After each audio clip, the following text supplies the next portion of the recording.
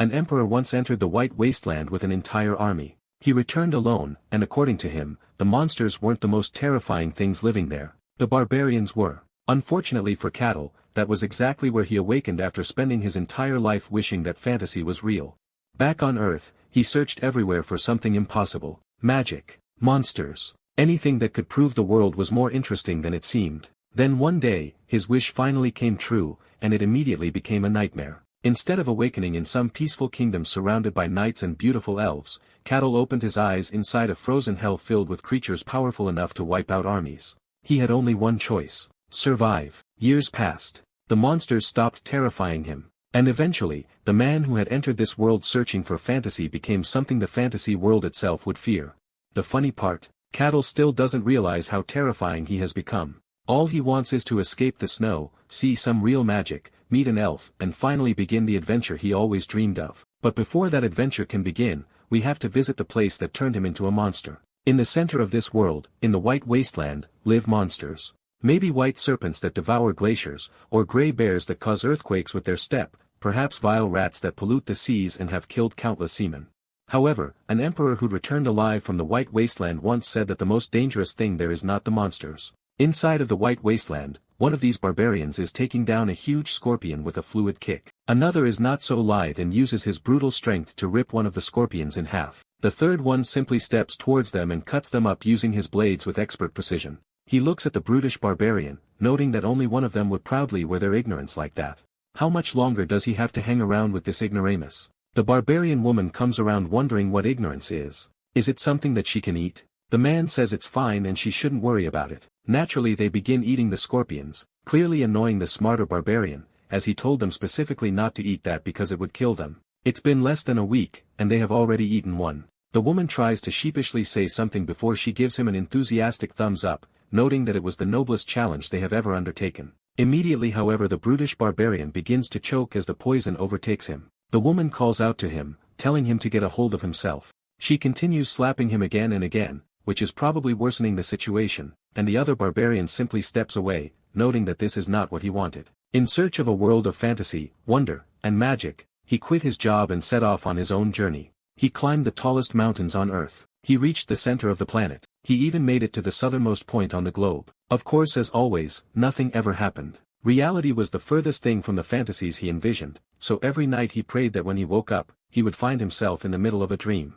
One day, that prayer came true. A few days later, inside of the White Wasteland, a carriage is escorted by a bunch of hired mercenaries, with one of them noting that it's really freezing. The captain tells him to wrap himself tighter, unless he wants to freeze to death, but the mercenary tells him that he's already tight enough. He doesn't want to stop his own circulation. Another comes around and notes that, even if the rewards are pretty great, this plan is just foolish. Crossing the White Wasteland is an insane plan. The captain tells him to be quiet. They all agreed to this, did they not? The mercenary agrees, but they clearly didn't know it would be like this. Inside of the carriage they are escorting, a butler scoffs at their incessant talk, and clears his throat before turning to the person in front of him, with a worried expression and asking if she's alright. Milena from House Akasha says that she is, but she is interrupted by another mercenary screaming that he's gonna freeze out here. The butler can't believe how rude they are, but Milena tells him that he should not be so harsh on them. They are the only ones willing to escort them across the White Wasteland after all. Should they not bring the mercenaries inside? They look absolutely frozen, and it seems that their conditions are worsening by the minute. The butler sheepishly tells her no, as she knows full well what dwells inside the White Wasteland. Milena asks if he is talking about the monsters. A long time ago, an emperor who claimed that he wanted the entire world for himself, set his sights on conquering the White Wasteland. He led countless warriors and soldiers on a march, and even led the way into the White Wasteland himself.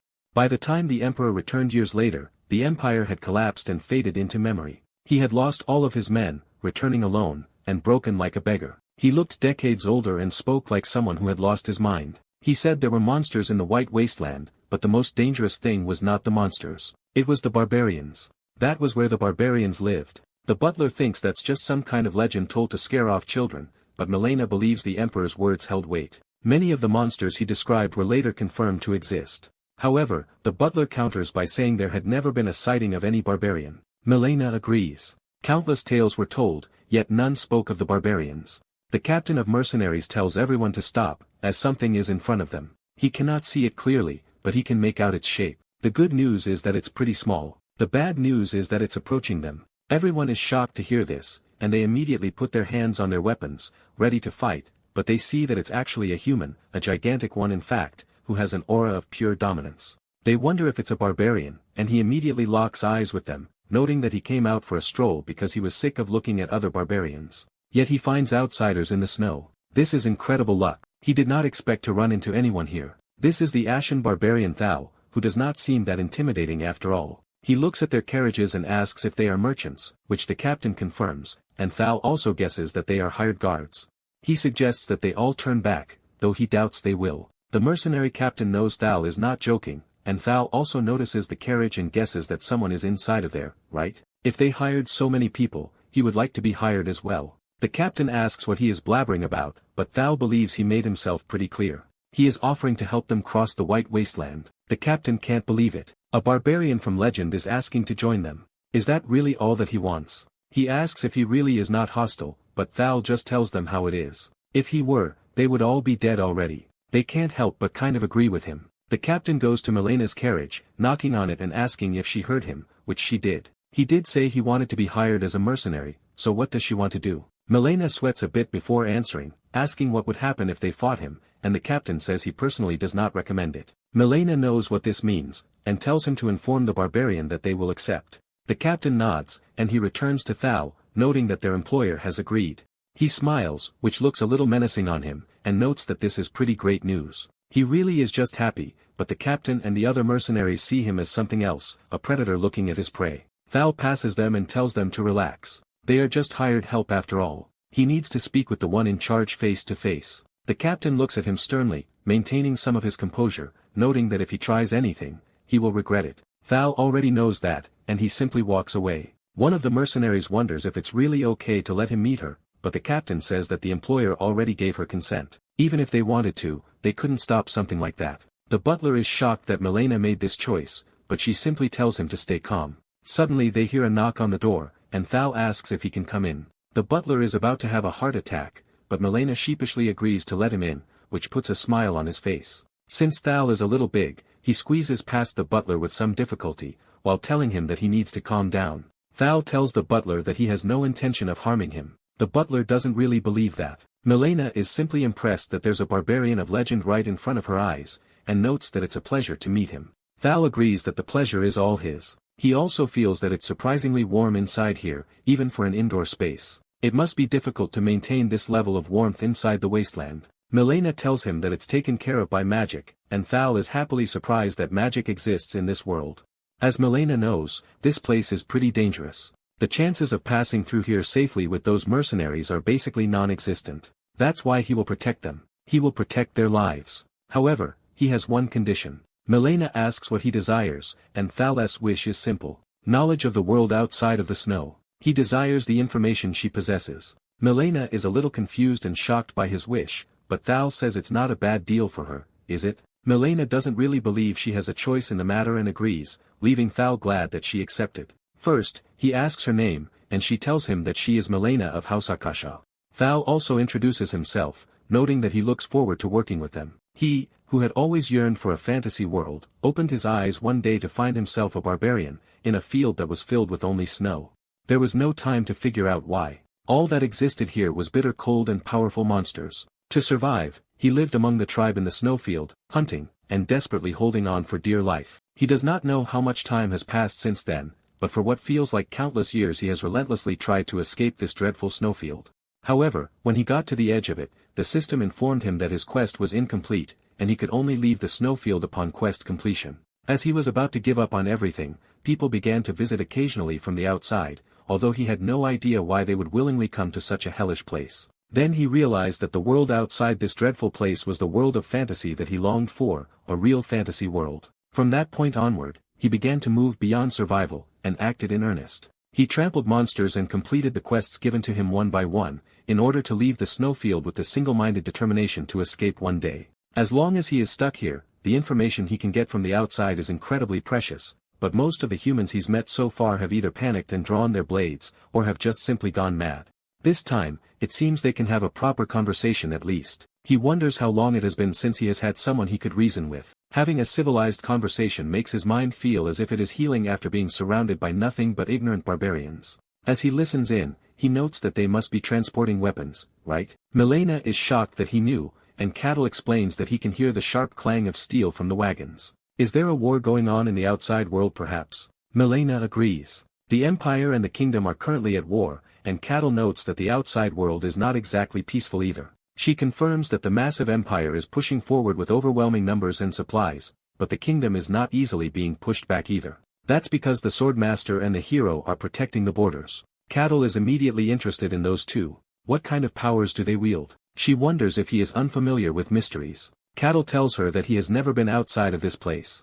Milena notes that she will explain to the best of her abilities, since she does not know many details herself. There exists a power in the world known as mystery. Only a very small number of people can sense it, and an even smaller number can use it. They are classified into 5 ranks. Those of the second rank and above can use the power of mystery for themselves. The highest is first rank. Individuals of this rank can manifest the power of mystery as mana or aura. They are typically knights and mages, perhaps even spirit summoners. Beyond that, the ranks become meaningless, as these individuals have surpassed human comprehension. Nevertheless, there are the transcendents. They are beings who can dominate and freely wield mystery, capable of splintering the heavens and earth all at once. The Swordmaster belongs to this rank. And then there is the hero. Heroes have gone beyond the domination of mystery and influenced the world itself. A hero is, in and of itself, a legendary existence. In fact, the very act of having one's strength quantified and named, is proof of strength. And even a third rate is considered a powerful individual in a smaller domain.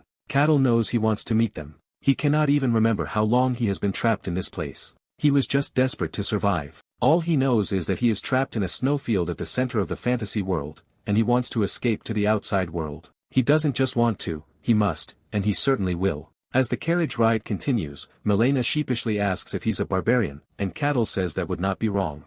Judging by their reactions, they seem to be somewhat aware that barbarians exist. Milena agrees, noting that it's because of the legend, but Cattle wonders what legend she's talking about. Is it about him? Milena is surprised he does not know, and explains the legend to him. Cattle finds the story amusing. Was that bastard he met last time an emperor? He thought he was just some kind of madman that came here of his own volition. Well, their legends are probably correct. People like that have come here before. Changing the subject, Cattle notes that, judging by the number of wagons, it seems they are transporting a rather large quantity of blades. Is there any reason they must pass through this snowfield? Milena's expression falls after she hears this, and she notes that they need a lot of money. She explains that their family has been involved in commerce for generations, dating back to its founding. They have accumulated a great deal of wealth, but due to sabotage by those who grew jealous of that wealth, they are now in debt. This trading journey is meant to prevent the downfall of their family. Cattle understands that this is a journey to settle a debt.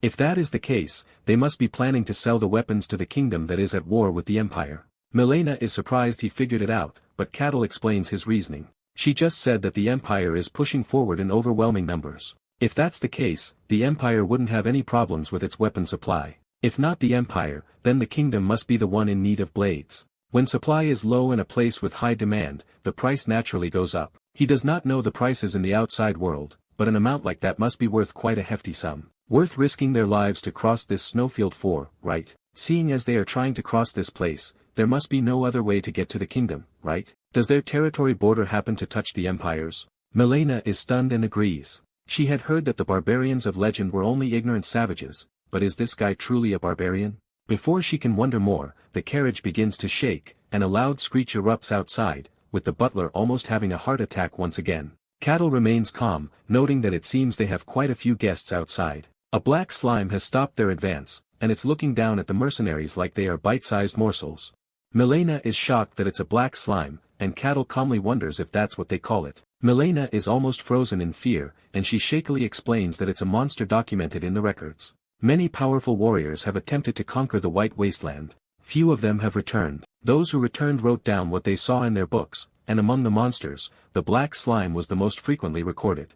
Does he also know about it? Cattle naturally does, but not in the sense that she had hoped for. They are chewy and surprisingly edible. They make decent snacks. Milena's expression falters, and she asks whether he really eats them, and he confirms that he does. He asks if she wants to try one and whether he should go catch one. The black slime screeches again, moving closer towards the mercenaries, and Milena screams at Cattle, demanding that he act, but he doesn't seem to want to at all. He explains that he made a contract with them. He said he would protect them with his life, and he will do so, but he has no intention of moving, unless there is any sort of real danger. She may not think so, but they can handle that much themselves. More importantly, he needs to assess the outside world's current level as well. The black slime screeches again as it advances, and the mercenary captain calls for the shield, with the shield bearer rushing in to stop the slime's first attack, but immediately getting pushed back by a black tendril.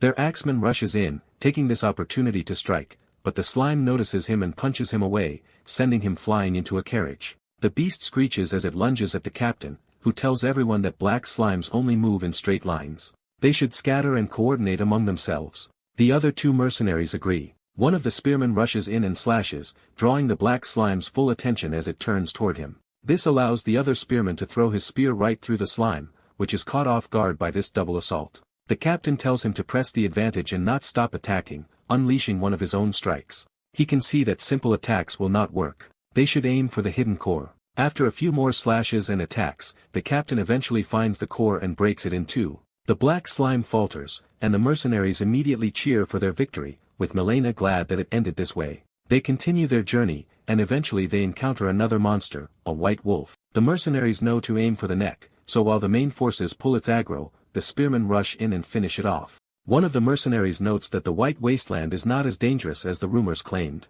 Perhaps the rumors were exaggerated. However, the captain tells them not to let their guard down. They are not even halfway through yet. One of the mercenaries is confused though. Is that barbarian really that strong? Monster or not? It's all just legends from the Emperor, right? That guy was pretty much a madman. Perhaps he's the bottom of the food chain in the White Wasteland. Perhaps he's just leeching off of them. At the very least, should they not test his skills? Eventually, as they continue their journey, the carriage stops, leaving Milena confused, as one of the mercenaries notes that he has something to say to her. They want to give the barbarian a test. They are risking their lives to complete this mission. As mercenaries, they have a contract with her. That's only natural. Milena agrees, and she will always be grateful that they accepted the job. She notes that a request to cross the White Wasteland is a big ask. Everyone else ran off just hearing the details. If it were not for them, she would not even have been able to try in the first place. The mercenary though, notes that this is something he cannot accept. That barbarian has not fought even once. He asks for permission to test whether that barbarian truly deserves such special treatment. Milena darts her eyes away, and she looks at the captain, who explains that he tried to stop them, but they would not listen. Cattle naturally heard this, and notes that he doesn't mind if they want to test his skills, but right now, it's not possible, as they have a guest ahead of them. Before the mercenaries can accuse him of deflecting, a voice speaks from behind them, declaring that frail mortals from outside have arrived in his domain. He will enjoy a rare delicacy today, it seems. The mercenaries turn around to be met by a white serpent who tells them to struggle all they want while they still can, because their struggle will become seasoning for the meal he will make of their flesh. The serpent unleashes a flurry of icy aura towards all of them, making everyone cower, except Cattle, who tells him that this is enough. These people are his guests, so he should go back while he still can. The serpent does not understand why Cattle is there. Has he forgotten the laws of the snowfields? If he strays from his tribe's territory, he cannot guarantee his safety. Cattle tells him that is none of his concern, but the serpent tells him not to be ridiculous, and unleashes more of his aura, noting that he is the white serpent. How dare he give orders to one who possesses immortality? He prepares to swallow Cattle whole, but Cattle simply charges up a punch, noting that he needs to be taught a lesson. He unleashes a devastating strike right in the white serpent's belly, completely eradicating the icy aura surrounding the serpent, and creating a gigantic wave of air that pushes everyone back. The serpent is stunned by the blow, but Cattle notes he is the type who only listens after a beating. Milena calls out Cattle's name in disbelief, and he says that he will just finish cleaning up here, and it will not take long. Using just 3 long strides, he reaches the snake again, and unleashes another earth-shattering punch, and the white serpent's howls echo throughout the snowfield, as it cries out in pain. After Cattle finishes, and they return to the carriage, the mercenary who tried to test Cattle immediately apologizes, begging for his life to be spared, but Cattle really isn't that interested. Cattle says the mercenary's suspicion was only natural, not trusting a stranger was actually smart. They continue their journey, but Cattle chooses to stay inside the carriage this time, as there is something he is curious about. Judging by her attire and her speech, she doesn't seem to be a mere agent for her family. Why would she personally embark on such a life-threatening journey? She explains that she is the first daughter of Lady Beliaca, the concubine of Lord Kazakh. Cattle asks whether concubine means a second wife, and she confirms as such. Her mother entered the family through a political marriage, only to be used, and then abandoned. Her mother was a pitiful woman, unable to secure any real power. Both she and her mother are family in name only. In reality, they are nothing. They were treated like servants. Milena didn't really mean to reveal so much. At this point, she can't really let it go unexplained. She volunteered for this trade mission, even though it's a life-threatening journey, because someone has to set an example. Cattle understands, noting that she is quite intelligent, she has great ambition, and she is quite greedy. Before Milena can answer, the hired guards outside cheer because they have reached the end of the snowy fields. Cattle disembarks, and Milena thanks him. He asks if they can manage the return trip, but she notes that they can simply pass through the Empire. Cattle understands that by then, they will have sold the weapons, and will return empty-handed. Crossing the border should not be difficult. Before they depart, though, Milena wants to say one last thing. She asks what he meant when he called her intelligent and ambitious. Cattle meant exactly what he said. She is intelligent and at the same time, quite ambitious. Her family was once highly renowned, but it's now teetering on the brink due to the lack of funds. Even though she is just a daughter of a concubine, if she personally makes a move to carve out a path for survival, while the rest of the family does nothing as it faces ruin, who does she think her subjects will choose to trust and follow? Her goal is to seize control of the family, right? She can't disagree, and Cattle thinks it's a pretty common story. The child of a concubine taking on a dangerous task to inherit the family name. Milena is shocked by how smart this barbarian is. She thinks he is not like the fools who believe they are clever, both in the Empire and the Kingdom. The power he used to defeat the White Serpent without taking a single scratch. If that power became hers, she would be unstoppable. She asks whether he has ever considered leaving the White Wasteland, and whether he would like to join her. Cattle declines, as he still has some things to take care of here. Milena expects this answer. So in that case, would he accept this? If by some chance he does come to the outside world and look for House Akasha, he should show them this piece. Cattle understands that it is a gift, and gladly accepts it. Even the butler thanks him for his hard work, and hopes that someday, they will meet again. With that, the carriages leave, and Cattle is left all alone inside of the White Wasteland. 5 years later, at the same border where he last watched the carriage and its passengers leave, the conditions have been met. The 784th quest is complete. With the conditions met, he may now leave the White Wasteland. Finally, he is able to take his first step in the fantasy world that he longed to enter all this time. Cattle takes slow steps at first, feeling everything around him. The fragrant smell of grass, the scent of the beasts nearby, and even the sound of the river flowing calmly. Since the snowy plains offered none of these sensations, they are wonderful, truly wonderful. He turns around, looking at the snowy plains, and shouts that they should never meet again. This is the fantasy world he dreamed of even in his sleep. It's a world of illusion, and the unknown, that he thought he could never reach. It is a world of wonder and mystery. Though the starting point went horribly wrong, he did survive. So now he will enjoy this world filled with magic and blades, dragons, and elves. Without his desire for fantasy, he would have died quite a long time ago, as the snowy fields were a hell he could not survive through the will to live alone. He sees a few lights in front of him, a place where miracles gather. Surely that must be a village, finally a civilized village in this world. He tried to talk to those ignorant barbarians who sleep in the snow about the need for shelter, but they just blinked at him, not understanding a thing. He deeply misses having a roof over his head, but he wonders what his first words should be. Should he just say hello, or should he just traditionally ask what kind of world this is? Whatever the case, he will be a gentleman. Somewhere else, in a field covered by some sort of manna, a village elder tells the villagers that from this moment forth, this will be their home, so they should unpack their things and take root in this land. Eventually, a young elf comes to the elder and wonders if this place truly is safe. The village elder confirms as such, this is an extremely remote area, humans cannot come through here. The young elf knows that, but the snowy plains are nearby. The elder understands the young elf's fear. The young elf is worried about the monsters that come from the plains, but that's not an issue. For thousands of years, nothing has ever come out of there. Besides, they've even placed a barrier just in case. It is a barrier that wraps around the place, concealing their presence and making this place seem like an ordinary forest. They barely managed to implement it after months of designing it using elven magic. As long as this barrier exists, the outsiders cannot approach them, and even if the monsters of the snowy plains do come, it will not matter because they have the protection of Her Majesty, their queen.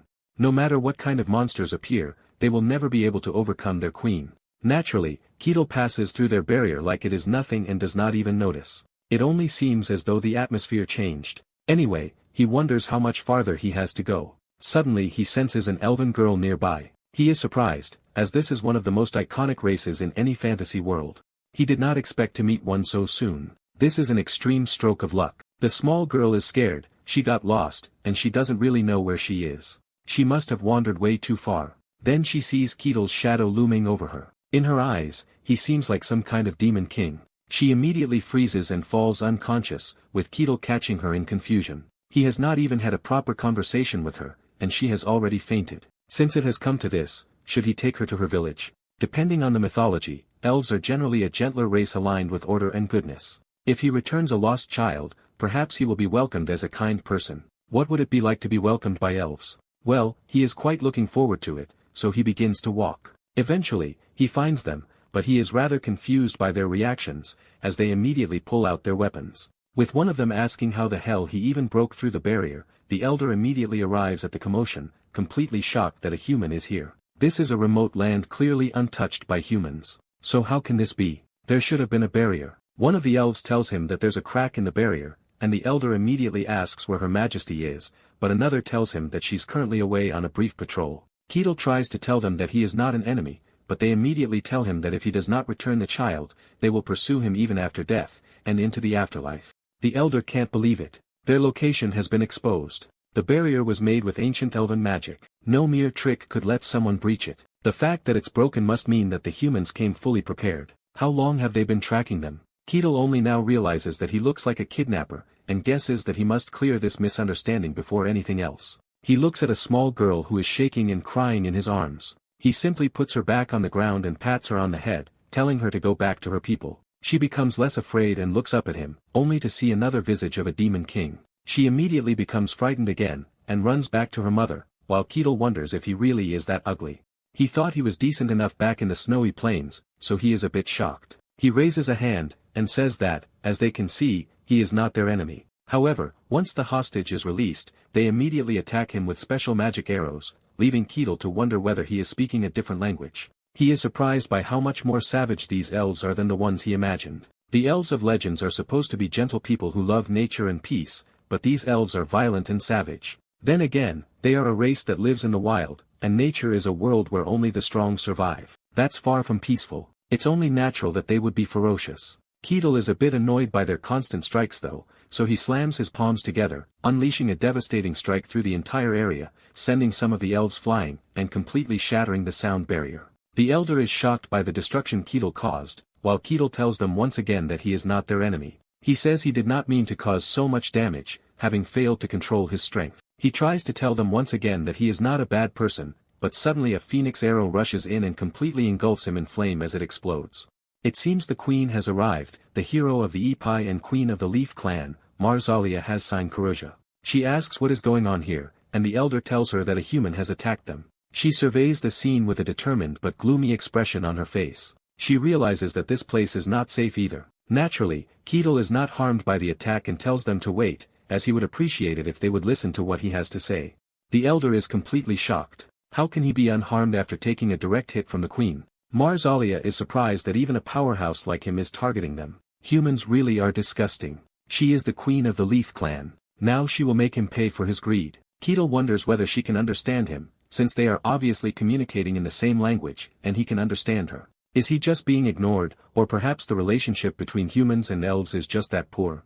Since there is nothing he can do about it, he follows the lesson he learned in the snowfields. People listen after being hit. Marzalia draws an arrow and unleashes a much more devastating strike towards him, one that seems like a thunder dragon, but Ketil simply draws back his fist and drives a punch into the attack, completely reversing its power and sending it back toward the queen.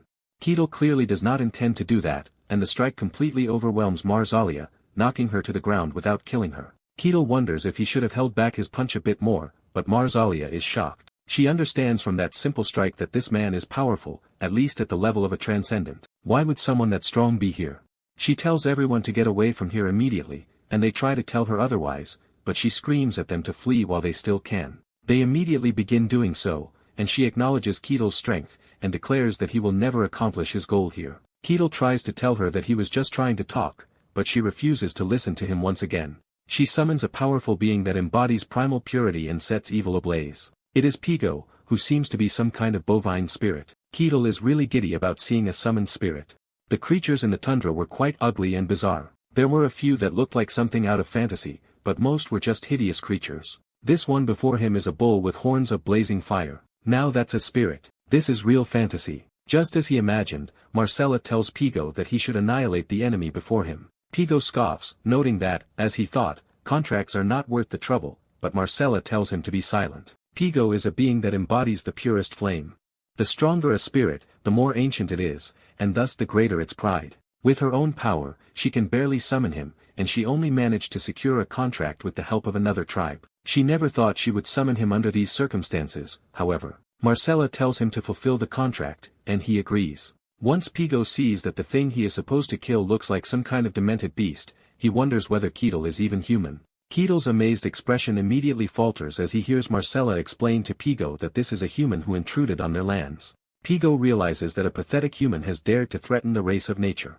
He decides to return Ketil to Ash and leave nothing behind. Ketil's expression completely falters as he wonders what the hell he even did wrong. With that, Pigo surges with pure flame and rushes at Ketil, unleashing a devastating world-splitting strike at him. This even pushes Marcella back, but she is shocked by what she sees when the dust clears. Ketil has stopped Pigo by grabbing one of his horns. He smiles slightly, as it's a beastly form that really puts him at ease. It makes it easier to beat him to death. With that, he unleashes a stronger punch, one that acts like a supernova against Pigo's pure flame. The force of the strike extends far beyond the point of impact, almost unleashing the full brunt of an actual nuke, lighting up the entire forest and its surrounding area.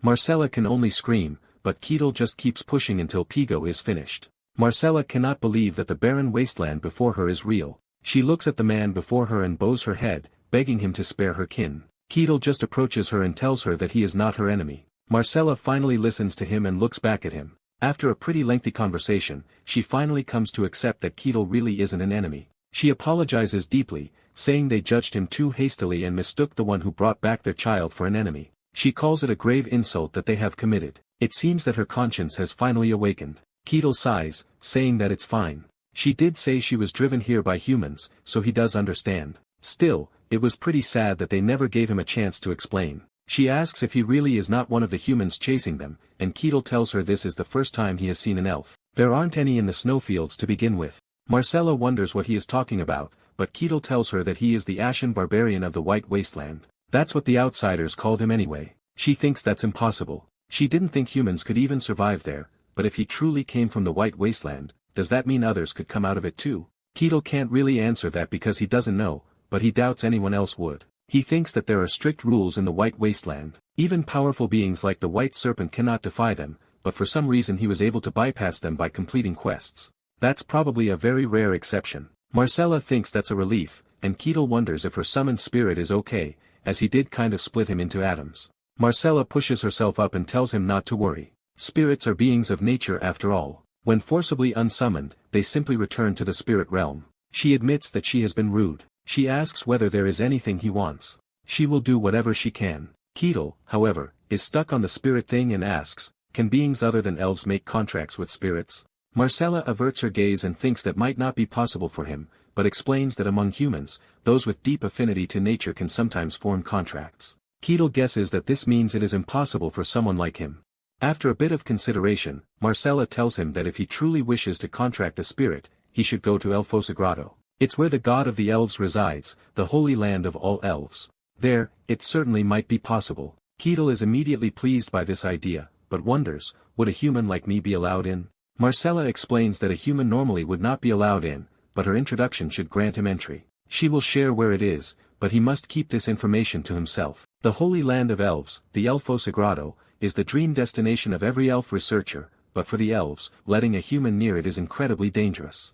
To protect a place more precious than life itself, no elf would ever reveal its location. However, she does have an immense debt to him, and she wants to believe in him. She tells him to take the item with him. Ketil says he will accept it as thanks. Marcella also warns that even if he gets close, their god may still test him despite her blessing, but she doubts he will fail. She also introduces herself as Marcella Hassan-Karuzia, queen of the Leaf clan that turns brown in autumn. Ketil also introduces himself as Ketil the Barbarian. After that meeting, he continues making his way through the forest, but his strides devour the ground before him. They shake the very earth as he continues jumping from spot to spot, at the border of the Barkan domain, in the Gehent kingdom. The guards naturally hear this, but immediately become frightened by something approaching. The head guard tells everyone to sound the bell and call the guards to arms, as the approaching figure eventually lands right in front of them. They are shocked to see that it resembles a human. Keto looks at them, realizing that they must be guards, and says that it is nice to meet them. The head guard realizes that the noise they heard came from this man, and recognizes him from legend by his ash-gray hair and the massive scar on his chest. Is this the ashen barbarian he's heard from legend? He takes a step forward, and the head guard screams at him to stop, readying his weapon, noting that if he comes closer they will attack. Keto notes that he would prefer them to calm down, as he is not their enemy. The head guard wonders what it is he seeks from them, and Keto points beyond a wall, and innocently notes that he would just like to visit their territory, confusing them. The head guard takes Keto to the interrogation room, and asks whether his goal is simply to pass through the territory. Keto agrees, and if possible, he would like to stay a while. He is not sure how long though. The guard asks his name and whether he has anyone who can verify his identity, or any form of ID. Keto says he has no such thing, but he remembers the object he received from Milena, and still carries in his pocket. He asks whether this is enough. The head guard wonders what it is. Keto explains that it is the crest of House Akasha. He received it from someone of that bloodline. The head guard notes that if it is from House Akasha, then it must be the crest of that merchant family from the Denayan kingdom, whose members came through the White Wasteland a few years ago. It's a house that's been gaining quite a lot of prominence lately. Its power has grown rapidly since a new head took over a few years ago. Keto asks if this is enough to verify his identity, but unfortunately, the head guard tells him that it's pretty hard to confirm. Since they are in the Gehennet kingdom, the head guard cannot confirm it, but it still helps Keto's case. He may enter, but there is one condition he must meet. They need confirmation that he is not a threat. He explains that there are 3 others trying to enter the territory right now. The condition is to clear a dungeon near the domain with those whose identities are unclear. Keto thinks that's easier than he expected, and he accepts, but the head guard puts one more condition. After clearing the dungeon, he must report everything that happened inside. Keto understands that those with unclear status are made to observe one another so the guards can identify any suspicious individuals in the process.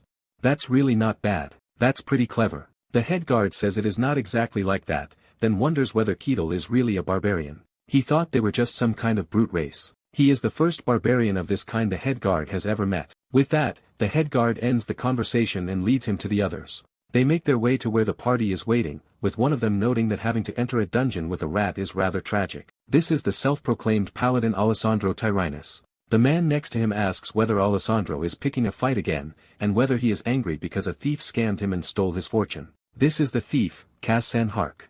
Alessandro calls him a bastard. Alessandro asks how a mere thief dares insult a paladin, but Kaz-san tells him he is no damn paladin. Is that how a paladin dresses nowadays? A real paladin wouldn't have even been here in the first place. He is just a wandering warrior who dares to call himself one. Alessandro is a bottom feeder, just like Kaz-san is, and Tyrannus is a pretty dumbass surname, isn't it? Alessandro immediately draws his blade at this insult and points it at Kaz-san, while Kaz-san draws his own, asking if he wants to go. Does he think that ragged armor of his will protect him from the poison on his blades?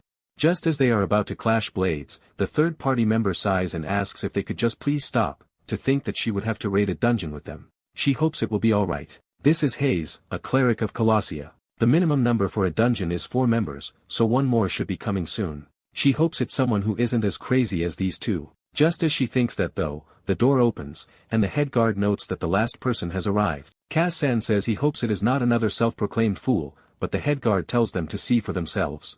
Cattle makes his way through the door, having to duck his head to avoid hitting the doorframe, and the atmosphere inside the room immediately changes. Cattle simply smiles and asks if they are his party members. Alessandro is surprised by how huge Cattle is, and hopes that he is human. While Kaz-san cannot believe the pressure, Cattle just waves at them, saying that it is nice to meet them, and the head guard says that they should talk among themselves and introduce themselves. He will return shortly. With that, the head guard leaves, and Cattle introduces himself and looks at Kaz-san, who immediately introduces himself like he's a soldier. Alessandro also introduces himself as a paladin, with Cattle wondering if he uses holy power as a paladin. Alessandro confirms that he is a paladin but admits that he cannot use holy power because he is an unusual case. The last one to introduce herself is Hayes, a cleric of Colossia, who serves the god of lies and deceit.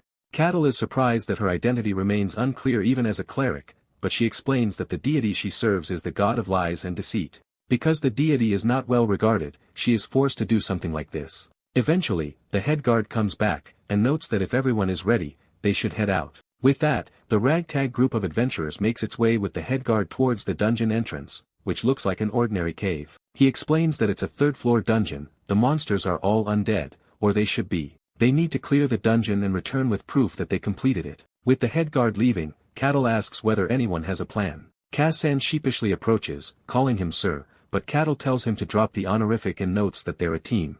After all, right? Kaz-san laughs pretty awkwardly and clears his throat, noting that Cattle and Alessandra will take the front lines, while he checks for traps, and the priest will support the fight from the rear with her various abilities. Cattle immediately agrees, not seeing anything wrong with the plan, and so they make their way into the dungeon. Once they are a few steps inside, they can see that it's pretty dark, to the point where they can barely see anything. Kaz-san can't see the usual traps or tricks. This looks suspiciously normal, it's as if it's been visited in the past. Suddenly, Kaz-san sees something that makes his eyes widen, and he taps Cattle on the shoulder, noting that there are monsters about. Cattle does not see any, but Kaz-san points out that the bones scattered on the floor right in front of him are skeletons. If they get any closer, they will rise and attack. This confirms Kaz-san's suspicions that the dungeon is not just for verifying identities, it was just a tool to get rid of troublesome outsiders like them. Cattle is interested in skeletons, and Kaz-san explains that they are strong monsters, and can keep moving even if they are wounded or their limbs are cut off. Since they are made of bone, their durability is considerable. This dungeon's difficulty is a lot higher than they anticipated. Kaz-san tells the priest to get her powers ready and tells Alessandro to shield up, while Kaz-san looks for an opening during the fight. A skeleton's body moves even when damaged, so one has to aim for the neck, that's the sweet spot. Plus, they are pretty tough to damage in the first place, so they will have to be hit multiple times. Cattle understands, and immediately steps forward as a skeleton rises from the pile of bones into a standing form. Its gleaming eyes promise nothing but doom. Everyone gets ready to strike with their usual abilities, but naturally, Cattle just raises a hand. Just as the skeleton strikes, he smacks it across the head extremely hard, pulverizing its skull from the impact, and leaving behind glistening dust particles. Everyone is completely and utterly shocked, but Cattle is just happy that it's just like Kaz-san said, it really stops moving once its head is removed. Huh? Kaz-san can only laugh awkwardly and fearfully, as that is not what he meant in the slightest. A skeleton's bones are exceptionally hard, even for a skilled swordsman. Cutting through them in a single strike is impossible without aura. Furthermore, the skeleton was strengthened by the dungeon's mana. The usual way to defeat a skeleton is like cutting down a tree. Repeatedly attack its neck until the vertebrae are severed. Pulverizing the skull in a single blow is, by all accounts, impossible. Kaz-san knew this barbarian was strong from the moment they saw him, but he never imagined Cattle was this strong. Is this guy really even human? Cattle looks with interest at the pile of dust below him, and then steps forward, noting that they should keep going. They all immediately follow, rushing after him, but he says, there's no need to rush. However, everyone simply does not want to die. Eventually, they reach another area containing skeletons. One even has a tattered linen shirt on it. They all immediately prepare for battle, but Cattle wants to ask a favor of them. He will handle these skeletons by himself. There's something he wishes to test out. Everyone immediately agrees, and Cattle thanks them, allowing the clothed skeleton to slowly rise. His party wonders what he is trying to do, but Cattle is just interested in how this thing is put together. The skeleton charges in with a heavy blade, but Cattle just grips it with 2 fingers and snaps the blade in 2. The skeleton draws back the remaining half of the blade, and pushes off a nearby stone to lunge at Cattle once again, but he just dodges the blade pretty easily and grabs the skeleton's hand. Impressed by the texture, Cattle wonders what the skeleton will do if he shatters its forearm. He does so, turning the bone to dust, and leaving it nearly armless. The skeleton pauses as if confused for a moment before its posture stiffens and it jumps in once again, kicking the blade up and grabbing it with the other hand. Cattle is very happy that it can switch to the other hand, and the skeleton charges in again, but Cattle does the exact same thing, pulling off its other arm as well with ease. The skeleton however does not give up, and rushes in again, using its broken appendage as a weapon. Cattle naturally breaks the makeshift weapon too, pleased that it can adapt to missing parts. It seems that its intelligence is quite high. This continues for a pretty long while. Hayes is starting to get sick, and so are the others, as this is what a true barbarian looks like. Eventually, after Cattle finishes his gruesome tests, he pulls off the skeleton's head, and observes that it stops moving once its head is removed, which is pretty interesting. He confirms his deduction as he crushes the skull with his foot. He apologizes for the delay, hoping that they have not waited long, but Kaz-san tells him that it wasn't a bother at all. Kaz-san says Cattle should take all the time he needs. With that, Cattle notes that they should continue onward, and they all agree immediately. They proceed beyond the first room, and reach the stairs leading to the second floor. As they descend, Kaz-san suggests taking a brief rest. When Cattle agrees, Kaz-san immediately bows in thanks. They all sit down at the end of the stairs, not really saying much of anything because they don't want to be a bother to Cattle, but Cattle has something to ask about the dungeon. Cattle admits that it is embarrassing, but his knowledge of this matter is insufficient. Hayes tells him that the desire to learn is one of the great virtues. She's not terribly knowledgeable, but what is he curious about? Cattle has noticed that this dungeon is located pretty close to the territory. Are there no issues with dungeons and the monsters within? Hayes explains that generally monsters from a dungeon do not just venture outside, although there are exceptions. Cases like that are identified and dealt with beforehand. Kassan clears his throat to add to this. Dungeons are a natural phenomenon, just like anything else. Sometimes they appear as caves, other times as towers. The majority of dungeons manifest near populated areas. Cattle understands that this is why the dungeon appeared here. Hayes continues, noting that when a dungeon manifests, the local lord assesses the danger, and then adventurers, mercenaries, or even guards are dispatched to clear it.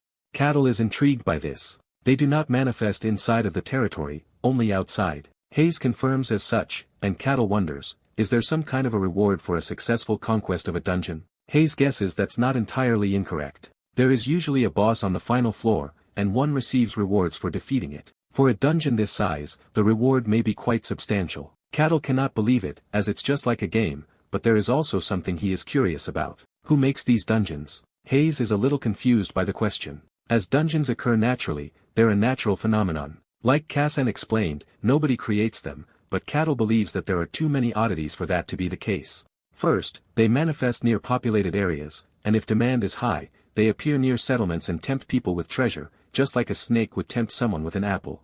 For a natural phenomenon, it's pretty deliberate. Hayes is in agreement and thinks it was so widely accepted that she never thought to question it. Kassan hasn't either. He never even doubted it. It was simply the natural order of things, a truth of the world. Is this barbarian questioning the truth like that? Perhaps Kassan should start thinking for himself. Barbarians are, by all accounts, an ignorant and savage people. They are cruel and devoid of any kind of emotion. That much is true, but if everything he knows is correct, is this man truly a barbarian? Cattle interrupts his thoughts by noting that this is rather interesting, and asks if everyone has rested enough. They immediately agree, so Cattle notes that they should depart. They continue walking through the second floor, where they find not a monster, but a treasure chest. Cattle asks what that is, and Kassan explains that it is exactly what it looks like, a treasure chest, one of the rewards provided by the dungeon. Cattle asks Kassan to unlock it. That is easy for him. A rogue of that caliber would have no business being in a dungeon like this. Kazan stares at him in confusion. Cattle points out that it is a treasure chest, and Kazan is a rogue, right? Kazan cannot really deny that, but before he can finish explaining, Cattle cuts him off. Is it not the role of the rogue to handle treasure chests? That is why he is asking. Kazan admits internally that Cattle is not wrong, but there is just one lingering issue. If he could do something like that, he would not even be in this situation in the first place. He is a bottom feeder who isn't even acknowledged by the Thieves' Guild. He doesn't know how to pick any locks, but he can't just tell him the truth. Cattle's expectant expression makes it clear that he expects success, and it will instantly turn into disappointment, maybe even rage. Maybe he will actually turn him into skeleton dust as well. Kazan cries internally at the thought. Kazan says that he will give it a shot though. Cattle doesn't really give him space, peering over his shoulder and asking if that's the equipment used for lockpicking. That's pretty curious. This puts even more pressure on Kazan, who thinks that he might not even be getting out of this alive, but he should remember the skills he saw while working as that bastard's porter. He should remember, because right now he can feel that his life is on the line, and that's the greatest motivator of all. Eventually, by some stroke of divine luck, Kazan actually manages to open the treasure chest. Hayes is actually amazed. She has heard that only skilled thieves can unlock treasure chests, and seeing it firsthand is amazing. Cattle agrees. It seems that Kazan really is impressive. This seemed impossible at first glance, so how did he do it? He succeeded through mere imitation. Could that really be possible? Kazan has always prided himself on doing his best to survive, but he never truly did. Now for the first time in his life, he is actually doing his best. Cattle wonders how much the treasure is worth, and Hayes notes that with this much, a regular family could live comfortably for about a month, and quite luxuriously at that. Cattle is glad, and tells Kazan to please take care of the rewards. He immediately begins doing so, picking up a goblet from the chest, and putting it in the treasure bag, but Cattle calls out his name, and he immediately screams like a little girl. Cattle wonders whether Kazan needs help, or is hurt because he screamed, but Kazan says he needs nothing, and did nothing, confusing everyone.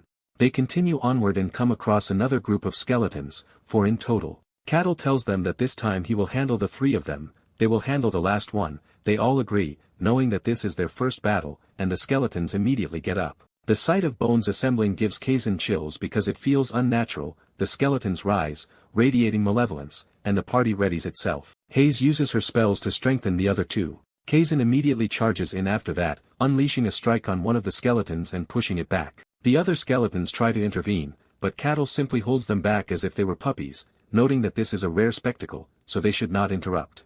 He will handle them all later. The battle continues. Alessandro defends against one of the skeleton strikes with his sturdy shield, while Kazan slips behind the skeleton and delivers a deadly blow to the skeleton's head. Hayes casts the Shadow of Confusion on Alessandro, giving him an afterimage, and allowing him to move much faster. His rapid strikes force the skeleton to its knees, however, it's not defeated just yet. Seeing this, Cattle laughs after taking care of the last skeleton assigned to him, and notes that it's really impressive to see a party's core skills in action firsthand. That's quite rare. Well, with the obstacles cleared now, he gets to enjoy the show, right? Kazan charges in and unleashes another attack on the skeleton's vertebrae. They all believe the Barbarian is testing them, so losing is not an option. After a bunch more strikes, they deal with it, and they are all completely worn out. To put it lightly, Cattle now believes that there's no doubt the adventurers who entered the White Wasteland must have been strong. After all, they go to the third floor, where the number of skeletons has increased, but with Cattle leading the front, they are able to proceed without much difficulty. Finally, they arrive at the deepest part of the dungeon, the boss room, where a skeleton in armor sits, waiting. Hayes recognizes it as a skeleton knight, and her face immediately drops. Why is something like this here in the first place? Cattle asks if this is different from other skeletons, and Hayes agrees, it's strong, extremely strong. A skeleton knight is a skeleton wielding a blade and shield. Unless it's a knight-level fighter, they have no real chance of winning. This is a monster they simply cannot face. Cattle wonders what happens if they cannot clear it and decide to retreat. Hayes tells him that in that case, they will request confirmation from the territory, and if it's confirmed that it was a reasonable decision, their entry application will proceed without issue. Cattle acknowledges that retreat would be reasonable, but he smiles, and walks forward because he really wants to test this guy out too. The skeleton knight gets up, and Cattle is quite interested in a skeleton that maintains its own form. That is a rather interesting thing. At that moment, the skeleton knight prepares to strike, and Hayes immediately responds by pushing back with as much holy power as she can. However, the strike is incredible, and she can barely hold on for half a second before the shield breaks. Alessandro steps up, using his shield to block it and defend the others, and he succeeds, but the impact knocks him on his ass, and he's completely out of breath. Cattle is impressed. A single blow has this much power. This one is quite strong too, right? The skeleton knight, seeing this, charges in, pressing the advantage, but Cattle doesn't even move, and gives the skeleton a curious stare before he immediately defeats it in one punch, making it disappear slowly. They're all naturally completely stunned once again, and Cattle dusts his hands, wondering if this is all. As they explore the remaining area, Cattle finds another chest, and asks Kazan if he can unlock it. Kazan immediately tells him that opening it is impossible. It has a high-level lock on it. He doesn't have that much skill. Cattle agrees that it is a shame, but instead of leaving it, he just punches the chest open, leaving everyone stunned once again. Cattle believes that the rewards are certainly better this way, and tells Kazan to take care of the rest. As Kazan moves to do so, he cannot believe Cattle just smashed the treasure chest open. Something like this is unheard of, but if he could just break it, why did they ask him to unlock it in the first place? With that done, they leave the dungeon, and Cattle can see that it closes behind them, sealing itself completely. Kazan explains that once a dungeon is fully cleared, the dungeon disappears. There was no secret room this time, so the dungeon disappeared immediately after being cleared. Cattle wonders, do secret rooms really exist? And Kazan agrees, though there are not many. They return to the head guard, who is surprised that they did it so fast. He gathers them in the room where they first met, and asks how the dungeon was. Cattle gives him a thumbs up, noting that it was a pretty satisfying adventure. The head guard nods awkwardly, and notes that they will now proceed with the entry procedure, so they should follow him one by one. Hayes goes first, and tells him that there didn't seem to be any major issues inside of the dungeon. The head guard asks if she thinks it's acceptable for the barbarian to stay in the domain, and she says it should be fine, trailing off vaguely once the subject comes up. The head guard closes his eyes, thinking that the entry procedure is not just about clearing the dungeon, the true procedure is to use the process to weed out any dangerous elements. Kazan tells him that the barbarian didn't seem to be the type to cause trouble, and Alessandro says something similar. The head guard recognizes that even if he possesses incredible strength, the barbarian did not harm his party, so he's very different from a typical barbarian. When it's Cattle's turn to speak, he immediately praises everyone, commending Cassan's excellent trap disarmament and treasure chest opening, Alessandro's reliable shield, and Hayes's many prayers that were a great aid in battle. The head guard believes that's pretty unusual. Usually when they force strangers into a party to clear a dungeon, there is no way they'd have good things to say about one another, but he decides to grant them all entry. He leads them to the front gates, noting that permission is granted, but if they cause trouble, they will be exiled, so they should be careful. He also hands them a bag of the rewards for the dungeon they cleared.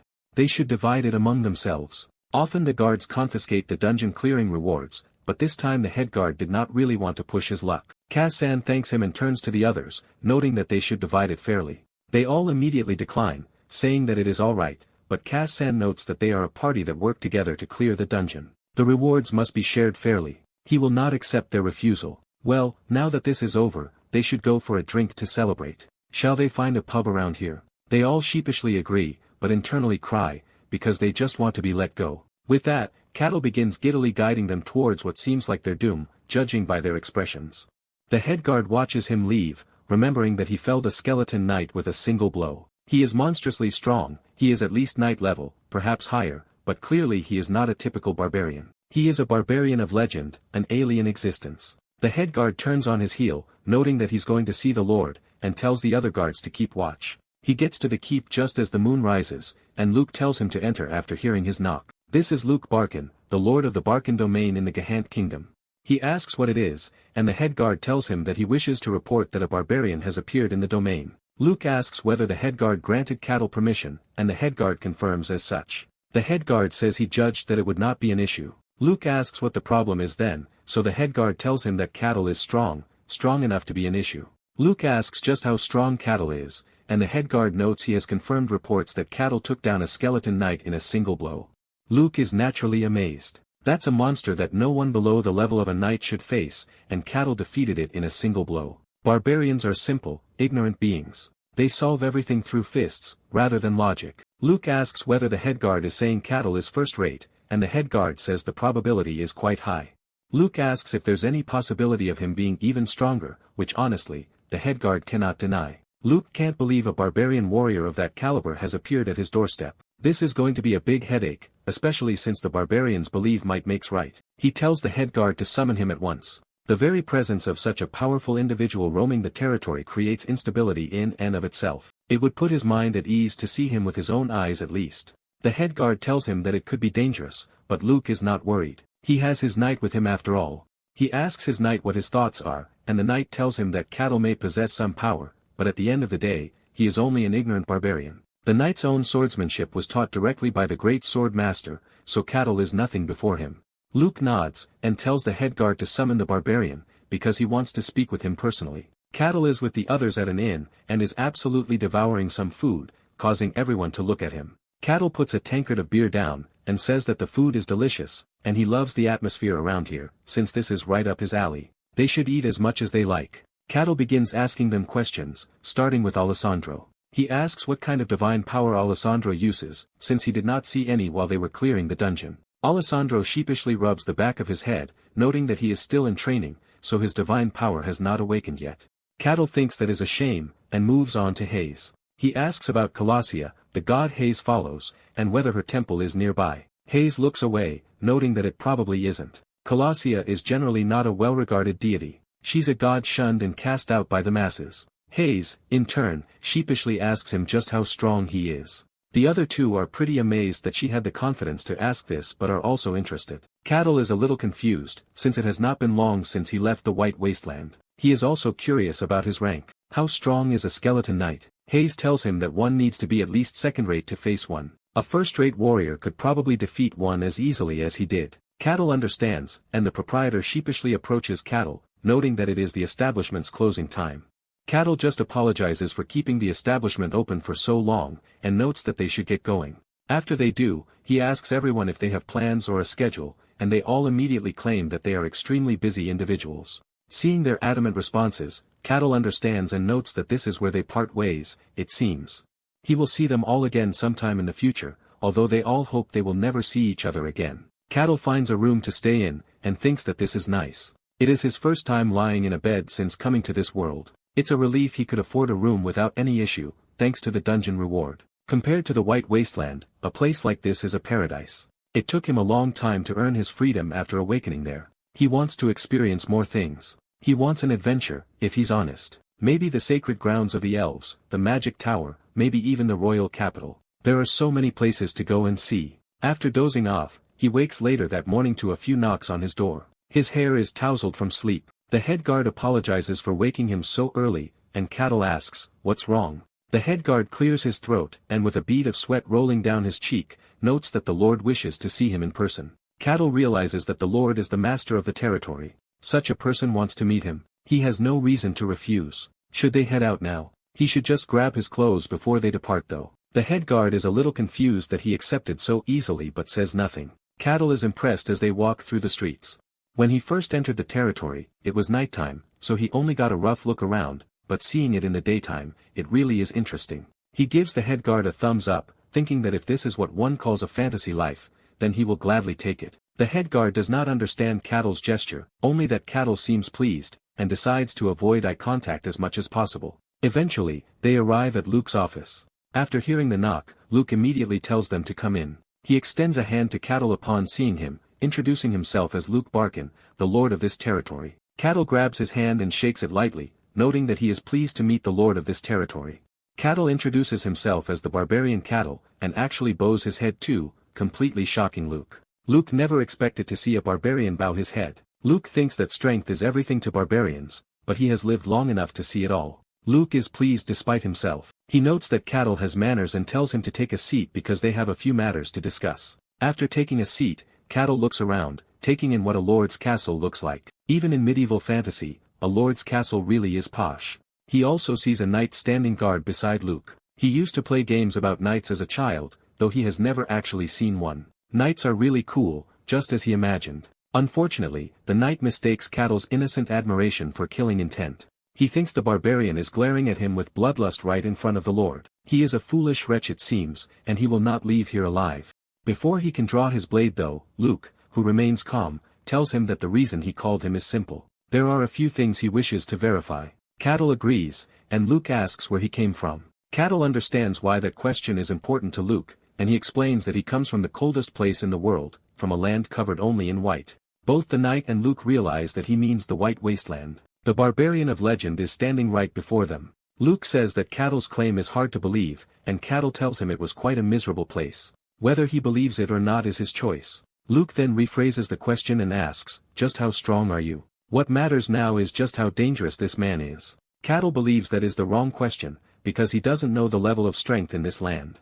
Luke understands and gives the knight a pointed look, and the knight simply nods. Luke then asks, "How about a spar with my knight?" Luke will make sure Cattle is well rewarded for it. Cattle is slightly surprised, and Luke reiterates that it's not a fight to the death or anything. Luke trusts that Cattle will keep it within reason. Cattle immediately agrees, as it sounds good to him.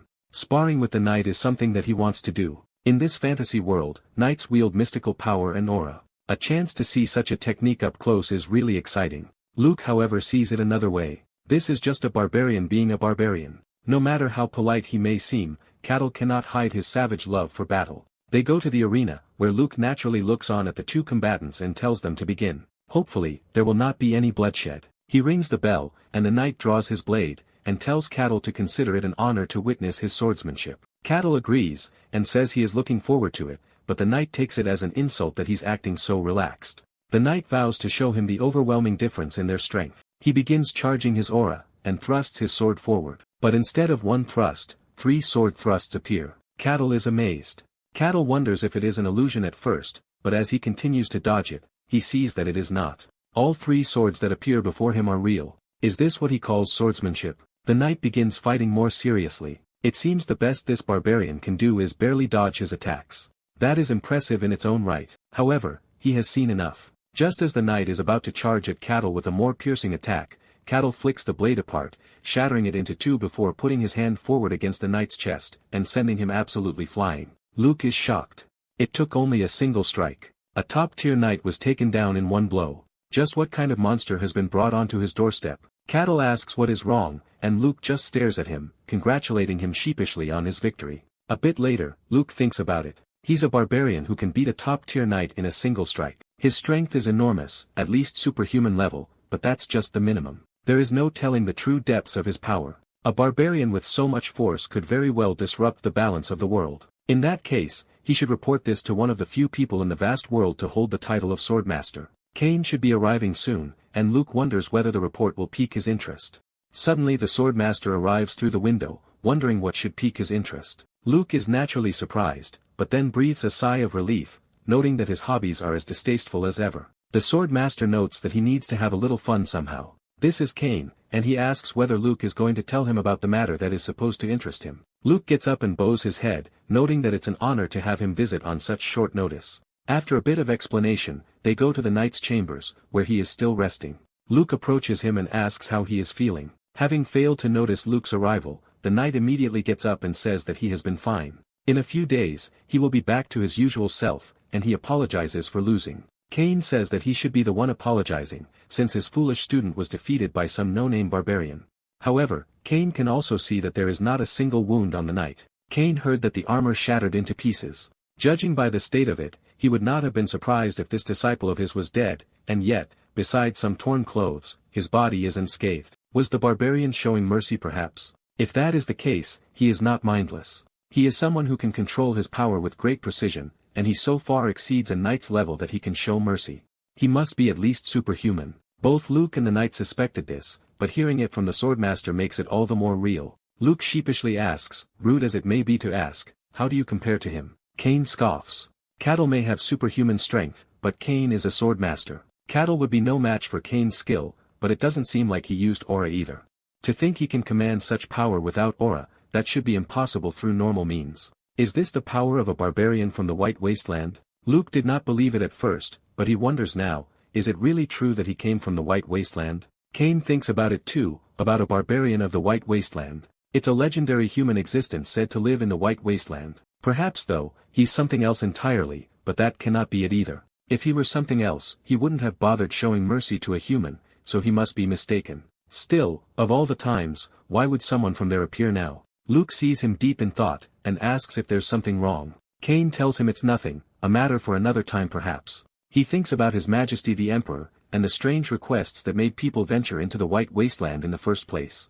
He tells Luke not to worry about it right now, and asks if the barbarian resides in this domain now. Luke confirms as such. He said he would be staying, so he must be at the inn they found him at. Luke then understands and begins walking away, as he will have to see Cattle for himself before making a judgment. When Cattle leaves the building, the head guard asks what he plans to do now, but Cattle is not really sure. Luke has given him gold as a reward for the duel, and told him that he will no longer interfere with what Cattle does in the territory. He doesn't have any specific plan, but it would be good if he had some official status. Entering dungeons every time he goes to a new territory might be a problem. The head guard tells him that if that is the case, one option is to have someone of high status sponsor him, or vouch for his identity, while another is to become a mercenary. If he builds a track record as a mercenary, and earns the guild's recognition, his status can be acknowledged. However, the head guard thinks that unless mercenaries reach a certain level, they are merely errand boys. With Cattle's strength, the more appropriate route would be finding a sponsor. However, Cattle is completely bewitched by the idea of a mercenary, someone who accepts requests to hunt monsters. It's the ultimate fantasy dream that's written in basically every ice guy. If that's the case, he asks, where should I go to become a mercenary? The head guard tells him that there's a guild hall, and Cattle, radiating with anticipation, notes that he would appreciate it if the head guard could show him the way. Mercenaries, as everyone knows, are those who roam the world taking on requests. Some people see romance in this life, but in reality, mercenaries without status belong to the very bottom of society. Even mercenaries with some skill often die trying to clear unidentified dungeons, and they're merely fodder for all kinds of work. That's why the lowest tier of mercenary society is filthy, disgraceful, and pretty noisy. At the Mercenary Guild Hall, a fight is underway while the others bet on who will win. Two receptionists, Sai and another pink-haired girl, ask Rosa how today's new recruits did. Rosa, a Mercenary Guild receptionist, tells them that it went terribly because the recruits are all weirdos. One is a lunatic claiming to be a paladin without holy power, another is a thief, and the nun who seemed alright serves a deity nobody trusts.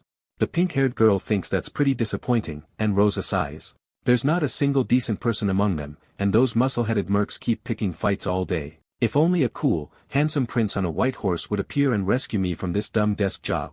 At that moment the door opens and Cattle appears, pretty impressed. Everyone stops what they are doing as they are shocked to see a barbarian, though Cattle is innocently confused and does not understand their stares. He sits down in front of Rosa and notes that he has come to become a mercenary. She is naturally a bit afraid and asks, "Why do you want to become a mercenary?" Cattle explains that there are several reasons, but he heard that working as one can get one's status recognized. She confirms as such, but for a mercenary's status to be recognized, they need to build up quite a few accomplishments. Is he okay with that? Cattle agrees, so she decides to register him as a mercenary for 5 copper coins and wants his name and age. Cattle says his name, but he's not sure about his age, so Rosa just puts down something reasonable.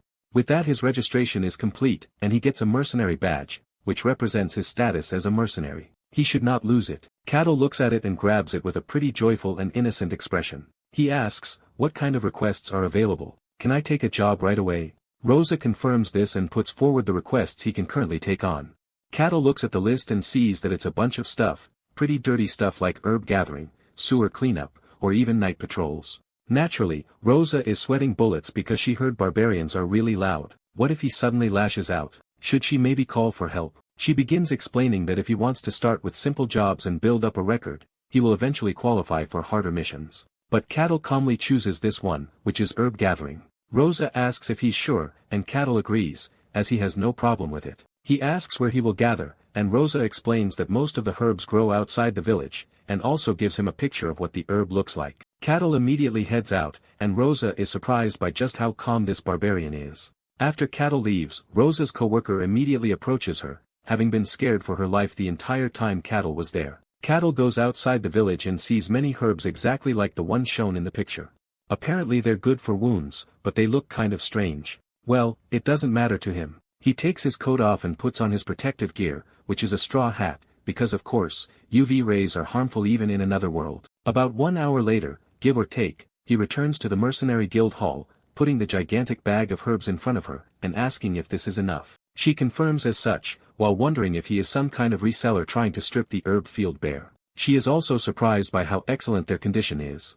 Most mercs just rip them like savages, so their value drops quite a bit. Cattle is proud of his work. He may not look it, but he's actually quite confident in his delicate touch, despite his rough appearance. Rosa gives him his reward for the request, 1 silver coin. It's enough to barely afford the cheapest meal. Still though, it is the first money he's earned through honest work, so he is naturally touched with a warm smile. He notes that this is quite satisfying. He asks whether she can give him the next request right away. Rosa is confused, as there's no way he's happy with such a little reward. This barbarian looks genuinely happy over a silver coin, and now she has doubts, as this mercenary is pretty weird too. Cattle continues taking jobs, and is already on his 4th one. Rosa found him strange after the herb gathering request, and now he has already accepted his 3rd cleaning task. Could it be that he just likes cleaning? She just decides to give him the task. Cattle goes to the warehouse he is supposed to clean, where a woman is waiting. She is completely shocked to see a barbarian accept the job. Cleaning the warehouse is a simple task, he has no trouble moving its contents. His next task is street cleaning, so Cattle picks up a broom and starts sweeping. Controlling his strength is tricky, and he chokes a few people with the dust that he creates. But there aren't any huge problems. Kane looks at this and wonders what the hell he is doing. He is clearly at least a superhuman. Some superhumans are powerful enough to shake an entire kingdom. Just by revealing his power, he could be treated with honor anywhere, yet here he is, a barbarian who could solve anything by force doing chores. He is not doing them half-heartedly either, he is really doing them seriously with all his heart. Just why is he like this? The next day, Cattle gets up bright and early and sees the pouch of silver coins he earned. This is the reward for his first day of hard work, covering all 15 requests he completed. 15 silver coins. Naturally he is ecstatic. He said that he would be back tomorrow, so it's time for him to begin his 2nd day in civilization. As soon as he walks through the town, a child cries as she sees him, and people are shocked by his presence, but he doesn't seem to be bothered, or even noticing most of it. As he walks through the streets though, he sees a library. He goes inside and immediately asks the receptionist whether he can read some books. She is naturally shocked but agrees. Cattle begins reading normally. The receptionist is completely stumped, but she sure as hell won't say anything. Kane is just as stumped. Is a barbarian reading a book? Kane is not visible, but Cattle can sense him. A barbarian is known to be brutish and pretty ignorant. Do White Wasteland barbarians have some sort of culture unlike the rest, or is that one just special? After Cattle reads most of the history book, he gives it a pat and closes it, having learned that the Empire won in the end. A few years ago, Milena came to the White Wasteland saying she was going to sell weapons to the kingdom at war with the Empire, but the Empire won that war it seems. The current empire is powerful, and the Varken kingdom is practically a vassal state. The empire has already devoured half of the human world, and continues its expansion as if trying to swallow it whole. Cattle thinks about human conquest for a bit, but then decides that's enough about human affairs. It's time to look into something far more interesting, specifically, what's written about non-human races. This is a book compiling non-human creatures, and the fantastical things written in this book actually exist in this world. The world's greatest dwarven cave, Mantamia, overflows with rare ores that are as common as garbage, and there is also the fairy village of Pisarapia. There is also La Gemuria, the sky city of the Celestials, and Elfo Sagrado, the unreachable sanctuary of all elves, whose true location nobody knows. Even powerful rulers tried every means to locate it but failed. If that is so, he has acquired an incredible qualification to enter the Elven Sanctuary. Then he finds something rather interesting in that book. Other places just like the White Wasteland, the Demon Zones, places that reject human presence and are filled with alien things. There are only a few demon zones, but this world holds 5 exceptionally vast ones. The Silent Forest, where things die out in this complete stillness. The Abyss, which drags the world into evil. The Deep Sea, where multiple abyssal creatures live. The Hollow Pit, where nothing exists. The White Wasteland, where monstrous beings dwell. However, the beings within those zones cannot cross into the human realm. Cattle is impressed by how big this world is. The White Wasteland alone was enormous, and there are several other regions just like it. It seems that that's all the available information here, however. He gets up and thanks the receptionist for allowing him to read, as it was quite helpful. She sheepishly nods, and Cattle immediately returns to the guild, happily asking Rosa what requests are available. Kane, who is now on his second day of inspection, knows that this man is really strange, so he will have to confront him directly. That night, under a huge moon, Cattle walks the empty streets. As he handled another dozen or so requests today, even the small ones add up, which is pretty rewarding. At this pace, the day he will be acknowledged as a true mercenary will come soon enough. As he walks whistling, Kane shows himself, appearing right in front of Cattle, who notes that he's been tailing him all day. What does he want? Kane is surprised that he noticed, as he definitely suppressed his presence. No matter how sharp anyone is, detecting him should have been impossible. Cattle clutches the purse of silver coins, wondering if he is a bandit. Kane is too shocked at being called a bandit to answer, so Cattle guesses that he is right. Even though security here seems decent, there are bandits running around. Kane wonders whether Cattle will believe him if he says that he is a swordmaster. Cattle is also shocked that he's resorting to robbery at his age. It seems that the economy must be in a worse state than anticipated. However, taking him down and turning him in would make for a good record, right? Kane does not even know what to say, but this might be a good opportunity for him too. Cattle thinks he is a bandit, so engaging him directly may be one of the best ways to gauge Cattle's abilities. Before he can do anything, however, Cattle takes one step forward before disappearing completely from his view and ending up right in front of him, reaching out to grab him. Kane knows that if he stays still, he will get grabbed, so he moves behind Cattle, who is impressed, as that was not bad at all. Kane, however, knows that this bastard almost got him. If his reflexes were even slightly slower, he would have been caught, but more shocking than that, he couldn't sense a single trace of aura from this man. He moved that fast with nothing but a pure human body. He needs to forget testing, as this is the real deal now. He's going all in. He charges in at Cattle with incredible speed, but Cattle just sidesteps him and grabs his hand. Before Kane can react, Cattle twists his arm behind his back in a hold that Kane cannot escape even with his expanded perception. Realizing that he cannot compete in raw strength, Kane decides to use his full power and release all of his aura. Cattle sees the old man become covered in a green hue, and with a blast, Kane escapes his grasp without injuring him. He's surprised that bandits have these kinds of techniques, however. Kane is stunned that Cattle still believes he is a bandit. Manifesting aura at this level is something only the elite can achieve, and Kane has cloaked his entire body in it. So why would someone capable of that resort to banditry? Cattle truly believes he is a thief. Kane reflexively manifested his aura, which can shred through solid steel with ease. A human body should have been obliterated, yet he does not even have a scratch on him. Just what kind of body can endure manifested aura without protection? Cattle approaches, not knowing what kind of trick he is using, but it's time to wrap this up. Kane instinctively reaches for his sword, but before he can draw it, Cattle stops the blade with one finger, leaving Kane absolutely shocked. Kane tries his best to unsheath his blade, but it's pretty clear that he has no chance against Cattle's strength. At this point, the contest is over. With that, Cattle has subjugated this would-be bandit. Cattle is surprised that even bandits are so unique in this fantasy world. Naturally, Cattle takes Kane to the head guard, who wonders what the hell is going on. Why is the Swordmaster Kane here, of all places? Did a barbarian perhaps attack Sir Kane? What happens now? Cattle, however, says that he caught a bandit, shocking the head guard. He asks whether handing the bandit over to the guards will count toward his mercenary record. The head guard naturally is completely stunned, and wonders what the hell he's even seeing. This is a man who's reached the highest level of superhuman skill, the Swordmaster Kane, and that very man is caught by a barbarian, in a very humiliating position no less. The head guard says that's no bandit, and Cattle guesses that means he's an accomplice or something. The head guard straightens up and bows as he pays his respects to the Swordmaster Kane. Cattle looks at the man he is carrying like a bad puppy, and immediately refuses. This man is a bandit. Kane attacked him and tried to steal his silver coins.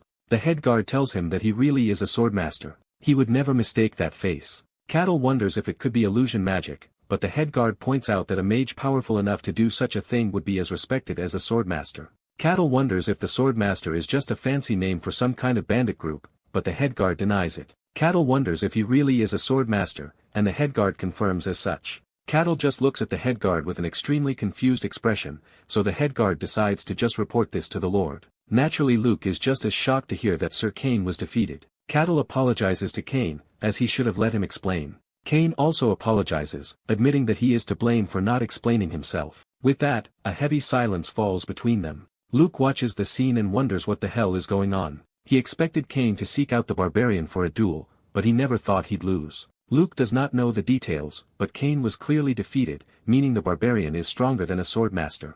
Naturally, there are levels even among superhumans. Sir Kane, who recently became a swordmaster, is likely on the lower end, but still a swordmaster is someone who earned the noble title of Master of the Blade, and the barbarian beats such a person. Luke makes him a completely unquantifiable being, with his head starting to hurt. Luke excuses himself, there must have been some misunderstanding, so he should let them talk. With that, he leaves. Cattle looks at Kane, who finds the situation utterly humiliating, but cannot deny that it was a perfect defeat. His pride isn't just hurt, it's in tatters like a rag. He puts his cup down with a decisive click, and formally introduces himself. He is a swordmaster, Kane. Cattle wonders if the swordmaster is his surname, so Kane explains that once one reaches the state of a swordmaster, human surnames become rather meaningless. Cattle understands but wonders whether what Kane showed him was a swordmaster's technique. Kane's eyes widen as he asks whether Cattle means the aura.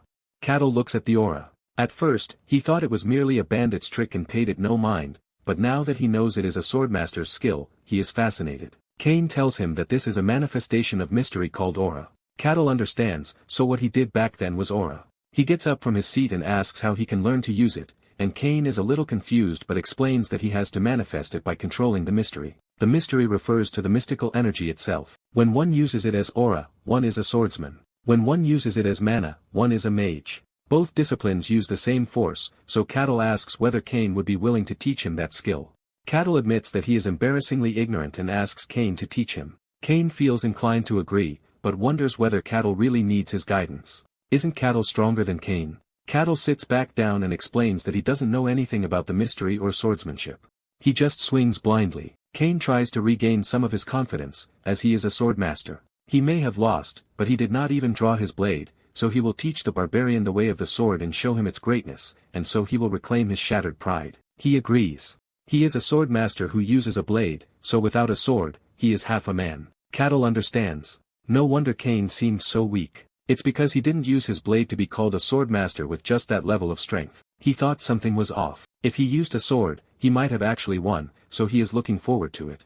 After these harsh but innocent words, Kane wonders whether his self-esteem will ever recover. Cattle thinks that he learned swordsmanship in his previous life, but this is real fantasy swordsmanship now. A strange kind of swordsmanship that manipulates aura. It is a true fantasy come to life. They go to a training hall, and Kane explains that the key trait of his swordsmanship is the embodiment of illusion and reality. When he fought his disciple, what did he see? Cattle thinks about it, and guesses it was the sword strike splitting into three, and all of them were true attacks. Is that what he meant by embodiment? It is a technique that gives illusions real substance. Kane confirms as such. Swordsmanship is the art of merging sword and aura to wield the mystery, and the one who reaches the end of that path becomes a sword master. Kane puts aura into his blade. Amazing Cattle, but he still cannot believe this is happening. He is really teaching swordsmanship to a barbarian. To demonstrate directly, Kane sweeps his blade in a downward arc, and the sword strike splits into 5. Kane explains that many techniques create illusions using aura, but only his swordsmanship can give those illusions substance. Cattle understands, but he feels that he could reproduce the technique Kane showed earlier. One wonders what kind of nonsense Cattle is talking about. He devoted his entire life to the blade, combining natural talent with relentless effort, and barely attained this swordsmanship. There is no way someone could copy it after seeing it once. Cattle notes that it will be faster if he simply shows him and pulls out his axe. He takes a stance and swings the axe left and right. He uses no sword technique, moving only through brute strength, and unleashes 5 consecutive air blasts that completely shatter the wall. Kane's strike only dented the wall, while Cattle's blasts shattered it. The axe steams as Cattle asks how he did. Kane thinks it truly resembled the simultaneous strikes of his embodiment of illusion and reality, although it was produced only through overwhelming strength and speed. Even Kane was almost fooled for a moment. Kane tells him that he merely swung with force and used no technique. Cattle asks whether the result was not the same. Swordsmanship is meant for real combat, so as long as the result is similar, is that not enough? Kane can't really refute it, but it really hurts his pride. In that case, he will show him something else. He uses another technique, creating multiple images of his entire body around him and causing a gigantic explosion in their midst. That covers a pretty large area. He explains, while panting, that this is a bodily separation achieved through extreme mastery of aura. Can he copy something like this? Cattle simply steps back a bit and begins swinging his axe a little harder now, but so hard that he creates an actual tornado of power. It goes beyond what Kane could ever do. Naturally, Kane falls to his knees as his life's work, his swordsmanship, is shattered before him. Now he is merely a pitiful old man with tears in his eyes. Cattle sighs, as Kane's mentality is more fragile than he thought. He approaches him and tells him that his swordsmanship is remarkable. Cattle merely swung his axe quickly. It was not the same as what Kane did. The technique he showed wasn't a mere afterimage. It was real, and he cannot reach true aura mastery yet. Kane agrees in his own mind to save his sanity. His swordsmanship is still valuable, embodying both illusion and reality as substance. Only he can do this. That's right, the problem is not with his technique. This barbarian is just a madman. What kind of crazy person can move so fast they become a blur without using aura? That's not something any human is capable of. Cattle asks if he can teach him the true meaning of the technique, bringing Kane out of his stupor. He apologizes for letting his emotions get the better of him and clears his throat. To use a true technique, he must first learn to control aura, but to control mystery, he must first comprehend it. No mage, swordsman, or even witch can reach the higher realm without awakening the mystery. The only exceptions are those who receive power directly from the gods. Cattle wonders if the divine power is a separate thing, and Kane confirms as such. Divine powers are miracles that come directly from the gods and are unrelated to individual ability. Mystery is the power within oneself, and how a person wields it determines everything. Cattle understands that to use aura, wield mana, or control spirits, the foundation of everything is understanding mystery. Kane explains that the most basic stage is perception, awakening to, and sensing mystery. Cattle asks whether anyone can do it, and Kane says that only those with talent can. Those who can sense mystery are called third rank. The ability to handle mystery is divided into 5 grades, with third rank being the first level. Cattle remembers his past conversation with Milena and realizes that she was right. Kane notes that it is merely a convenient classification. There are huge differences even within a rank, and the boundaries are unclear. For now, Cattle only needs to understand the concept. They will begin with the first step, mystery perception. Kane sits down with Cattle and tells him to feel everything around him and sense mystery. To sense mystery means awakening a perception he has never felt before and expanding his senses to the fullest. He should feel even the lightest wind brushing past him and the touch of the earth beneath him. He should perceive everything as the wind sways through the leaves, and within it all he should sense a separate presence. However, Cattle doesn't really feel much of anything. This surprises Kane, as he thought someone of his strength would sense it pretty easily. It's not a general rule, but those who are strong, even without mana, tend to sense the mystery easily, but he is an exception perhaps. He asks if it's a peculiarity of the White Wasteland, but Cattle wouldn't know. Nobody around him has ever sensed anything like the mystery. Kane notes that sensing mystery is not easy for most people, so he will try channeling energy directly into him to open the path to the mystery. Cattle is touched that he's going to transfer aura and agrees, noting that he will ready himself. Kane gets to his feet and moves behind Cattle, noting that he should relax completely, focus inward, and center his senses within his body. Now he should feel the aura flowing into him. However, as soon as Kane begins doing that, he starts to wonder once again if this man is even human. He feels like a solid stone. Just how compressed is this muscle mass? Cattle wonders what's wrong, and Kane apologizes for letting his mind wander. With that, he begins to transfer aura. What's important is awakening the mystery path within. Finding that path is the goal. It's not that hard on its own. However, Kane keeps probing with his own aura, but he cannot find anything inside Cattle's body, or, more precisely, he simply cannot reach it. No matter how far he extends his aura, he touches nothing, and senses nothing. It's like swimming in an eternal abyss, like being crushed by the pressures of the deep. He turns his throat and says it doesn't work, confusing Cattle. Cattle wonders whether Cain is saying that he lacks talent. Cain disagrees. This process merely channels aura into Cattle, but it was not enough to find his mystery. Cain must locate a path within him, and awaken the dormant force. Cain tells him that he simply could not find Cattle's path to mystery. Cattle wonders if this means he cannot sense it at all, but once again, Cain disagrees. He couldn't even confirm if it was there in the first place. Cattle's body is unlike anything Cain has seen before. To find the path to mystery, aura must reach deep inside Cattle, but his body is too dense. Cain's aura could not reach far enough into him. He's never even heard of raw physicality interfering with aura like this. Cattle understands and wonders if he will never be able to awaken mystery. Cain cannot say for certain either way. Cattle should perhaps consult a swordmaster more skilled with aura, or perhaps even go to the mage tower. Either way, he apologizes for not being able to help him. Cattle says it's fine, as there is still a chance, and that's enough for him. Cattle gets up and notes that he has learned a lot thanks to Cain, so he appreciates his guidance. Cain looks at the man, and thinks that every barbarian he's encountered before was uncontrollable. They looted, drank, and lived in violence. Society naturally casts them out, but this one is entirely different. Cain asks whether Cattle would ever consider joining the kingdom, and Cattle wonders what he means.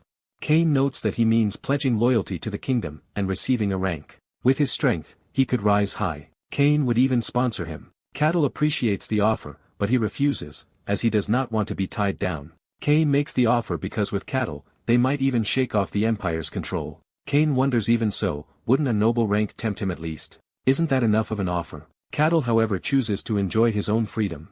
With this, Cain understands Cattle's resolve. Cattle thanks Cain once again, saying that he will never forget him. After they part ways, Cain walks through the halls and thinks that he was being a ridiculous old man. He thought he could control him, even for a moment, but that's impossible. That barbarian acts of his own will, he may work with others, but that's it. He keeps his thoughts entirely to himself, and not knowing what he is thinking may make him even more difficult than other barbarians. A true barbarian of the White Wasteland, he sighs, as he looks out over the garden, thinking about the Emperor's plan to conquer the demon realm, and wondering what the Emperor is thinking.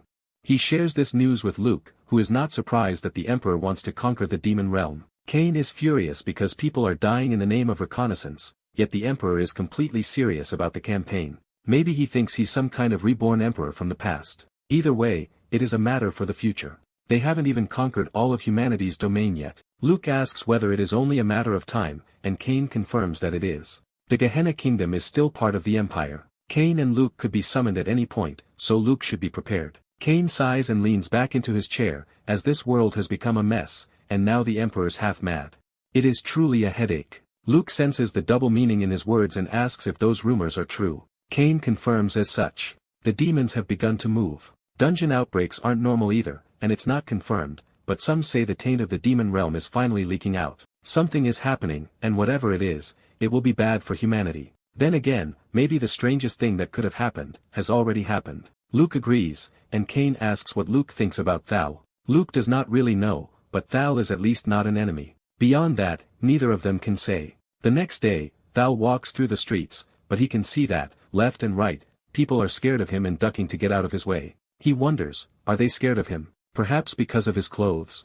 Maybe it's because he's not wearing proper clothing. Well, he does have a beast hide vest, which is fine, but it doesn't really scream civilized. Naturally, he's completely misunderstanding, but he makes up his mind to buy some civilized clothing. He sees a tailor who welcomes him inside, but immediately freezes when he sees the barbarian. Thal says that he would like to buy some clothes. The tailor immediately apologizes profusely because he doesn't think there's anything in his size. Thal finds that troublesome, and asks whether there is another way. The tailor notes that if he is willing to wait, they could make a custom order just for him. Thal understands.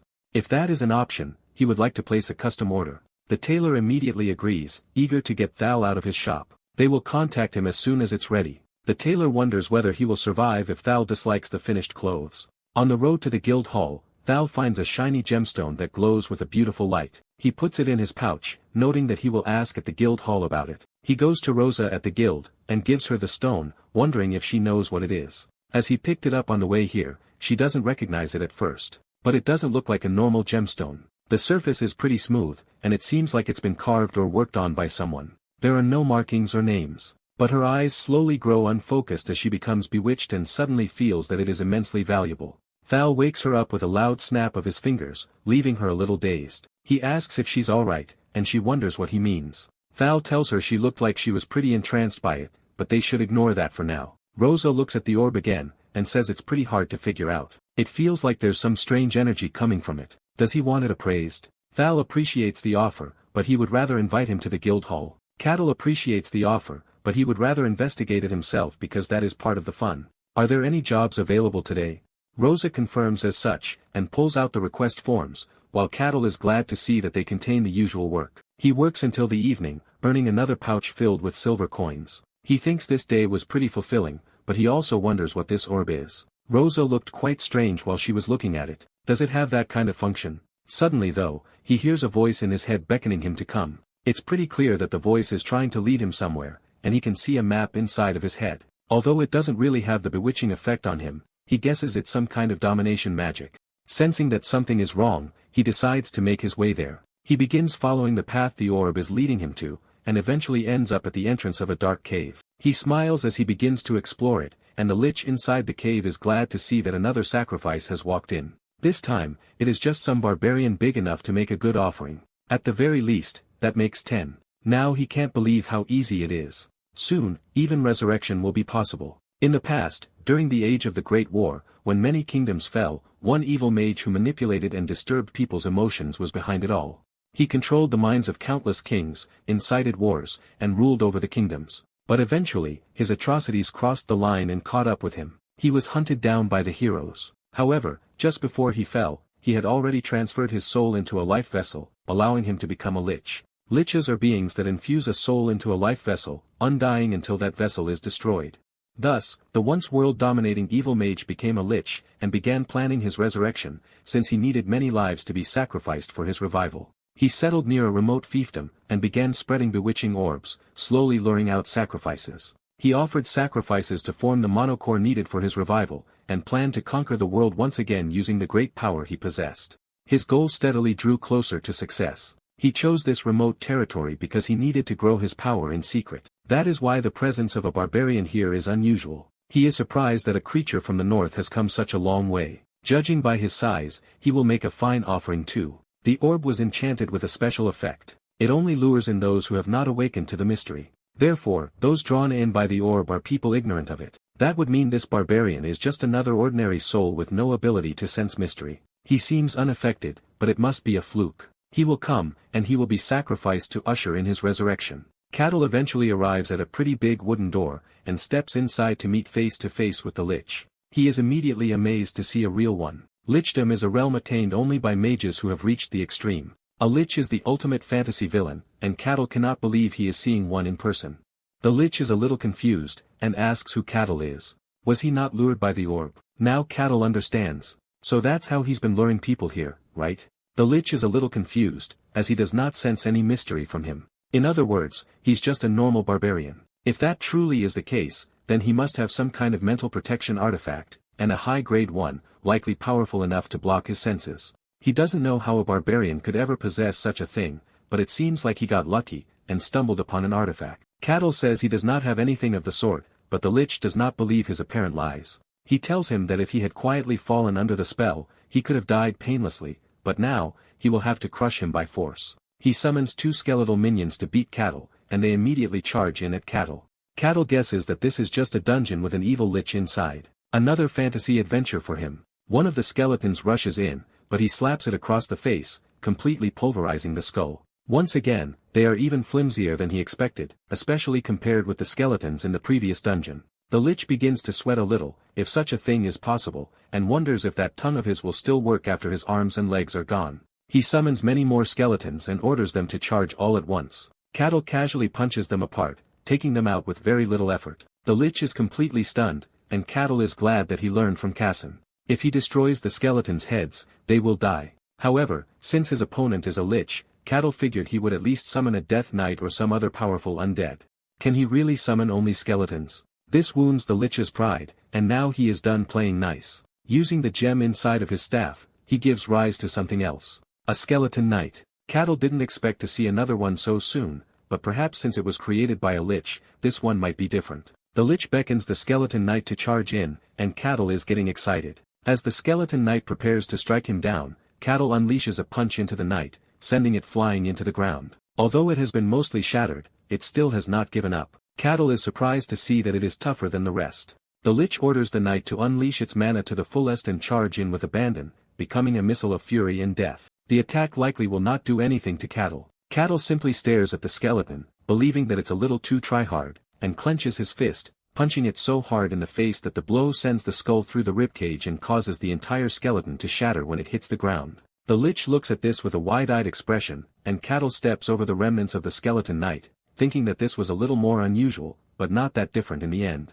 Is that all? The lich wonders who this man even is. He still doesn't sense any mystery from him. If he were using an artifact, he would sense mana too, but there's none of that. Purely by his own strength? Is something like that even possible? Karthos realizes that Cattle is quite special, so he decides to deal with him personally. He should consider this an honor. Suddenly a mass of black miasma flows towards Cattle, and he is dragged into a world of darkness. The lich hopes he is afraid. He should be very afraid. He shall pay the price for daring to trespass upon his sanctuary. Cattle is a little confused, as he came only because the orb told him to. Didn't he spread those orbs? The lich can't really refute this. In fact, everyone who ended up here had been lured by his orbs, and the barbarian was no exception. He tells him to shut it. He is a great and mighty sorcerer, the one who brought 5 kingdoms down. He is Karthos Bernoullia. Cattle wonders why names are so long in this world, as the elf queen's was pretty long as well. Karthos tells him to become the cornerstone of his resurrection, summoning dark, malevolent power from his staff and sending it hurling towards Cattle.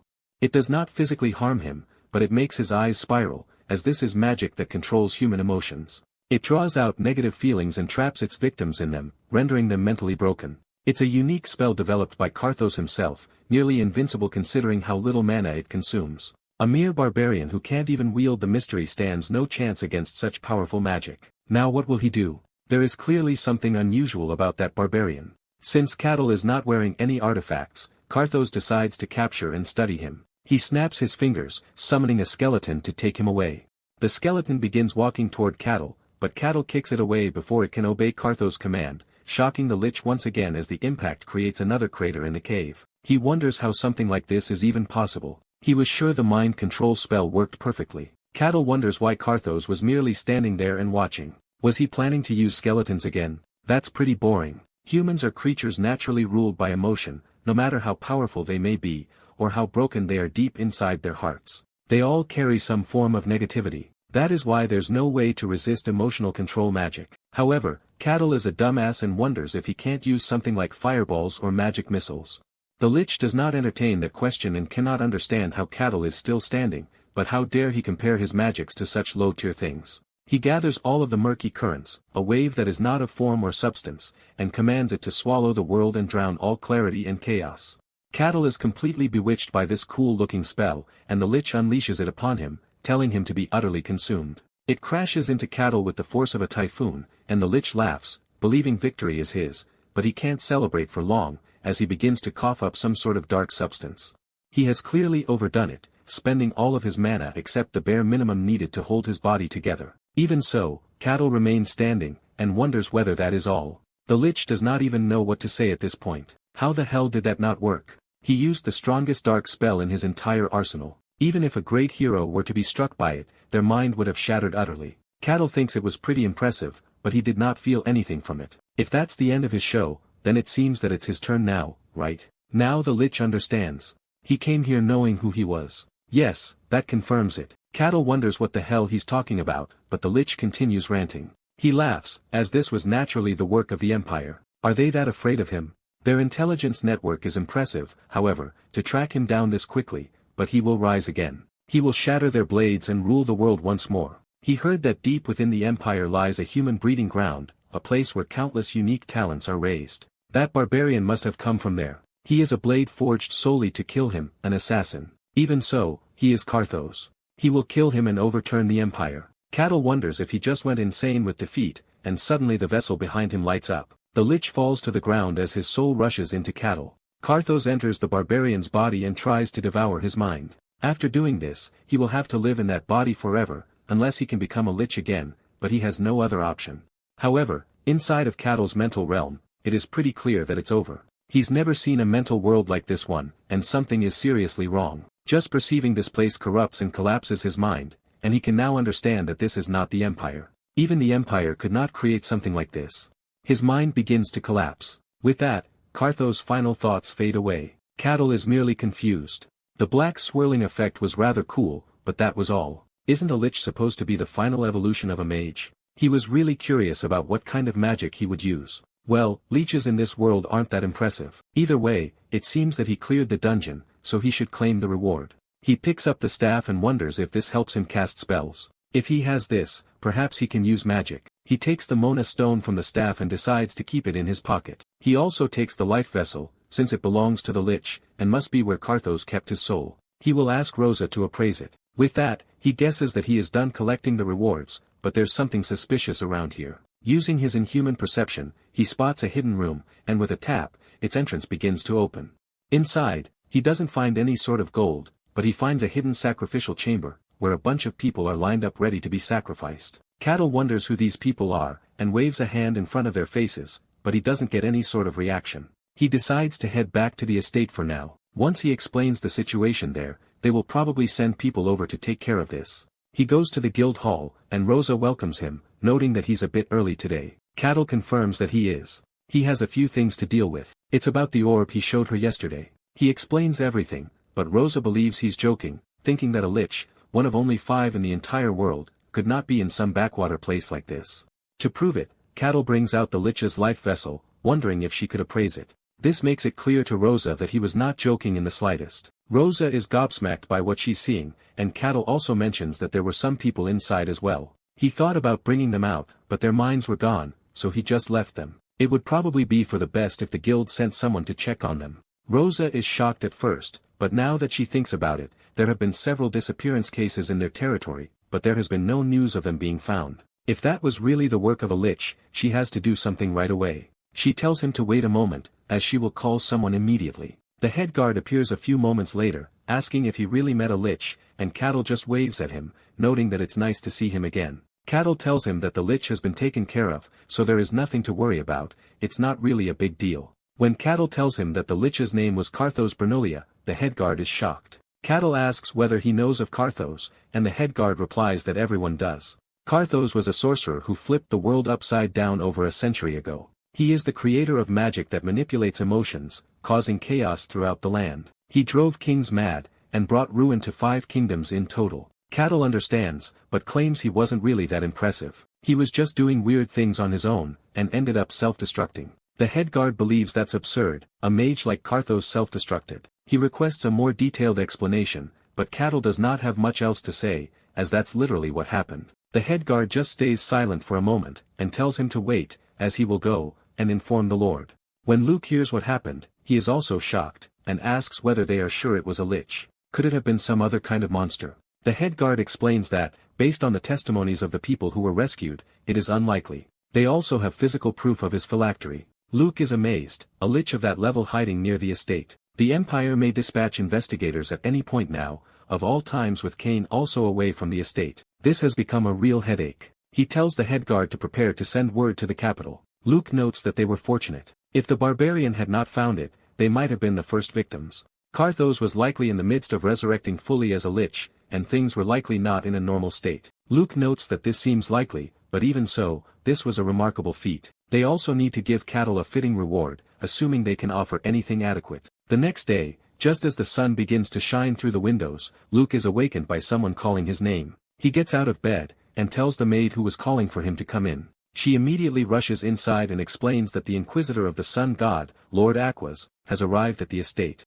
Luke hurriedly finishes dressing, and wonders why the Inquisitor of the Sun God is here. They sit down, and Luke says it is an honor to meet someone like her, introducing himself as Luke Barkin, the Lord of the estate. The woman also introduces herself as Aquas, the Inquisitor of the Sun God, Judge of Heresy in his name. This is the youngest person ever appointed as an Inquisitor, the one who beheaded 7 warlocks who had signed pacts with demons, and single-handedly disrupted a massive ritual. She is currently the most powerful Inquisitor on the continent too. Even the Empire defers to the Sun God's church. She holds power that exceeds a provincial lord. Why would someone like that be here? She notes that the estate seems to have been rather eventful lately, and Luke confirms as such. There was a small issue with the dungeon near the estate, but it has been resolved. Might he ask, however, the reason for her visit? She explains that she is here to speak with him about a divine oracle. However, before she shares the contents, may she hear about exactly what happened? Luke nods, and explains everything, leaving her surprised to hear that a barbarian actually defeated the Lich. Luke also adds that it may have been Cartho's Bernoullia. Aqua's expression naturally falters, and she notes that she would need something to confirm. Luke brings out the phylactery, and Aqua's hand naturally flies to her necklace, wondering what in the world happened, and asking if this barbarian is still in the estate. Luke confirms he still resides in the territory, but Aquas wonders, a barbarian defeating Cartho's, is something like that even possible? Luke confirms as such. Even Lord Cain has been defeated by him. Aquas realizes that a new power has emerged after all. Which tribe is this barbarian from exactly? Luke explains that he claims to be from the White Wasteland, and she wonders if it is the legendary White Wasteland. How did a barbarian come from there in the first place? How could a being from a demon zone be outside of it? Perhaps this barbarian is why her god called her here. She asks whether she may meet that barbarian in person. Thal looks at the stone he got from the Lich, and wonders how he's supposed to use it. It looks like some kind of artifact that supports magic. He will just have to ask a mage about it later. He suddenly remembers he had an appointment, and seeing the sun shining so brightly, he guesses it's about time. Before all this, the head guard came to him and explained that the Inquisitor of the Sun God had requested a meeting with him.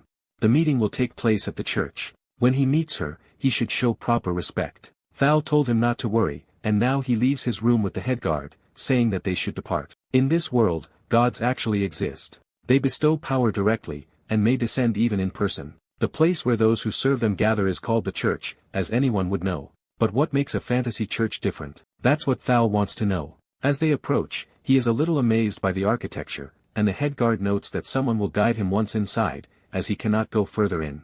Thal understands and steps inside, becoming even more amazed by how clean it is. A few nuns welcome him, and one of them says that the Inquisitor Aquas is waiting for him, and offers to guide him to her room. The nun guides him there. Aquas immediately introduces herself, and Thal introduces himself as the barbarian. He's surprised to see an Inquisitor so young. She must be quite capable. Aquas is a little confused by his smile, as she doesn't really understand what it means, and Thal asks the reason for the meeting here in the first place. Aquas explains that it's about the recent dungeon incident. Cartho's, the one he claims he defeated, has committed grave atrocities across the entire world. He eventually decided to follow the path to becoming a lich. Only heroes could stand against him. Thal heard about that, but the Cartho's he saw was a lich flailing about on his own, and ended up self-destructing.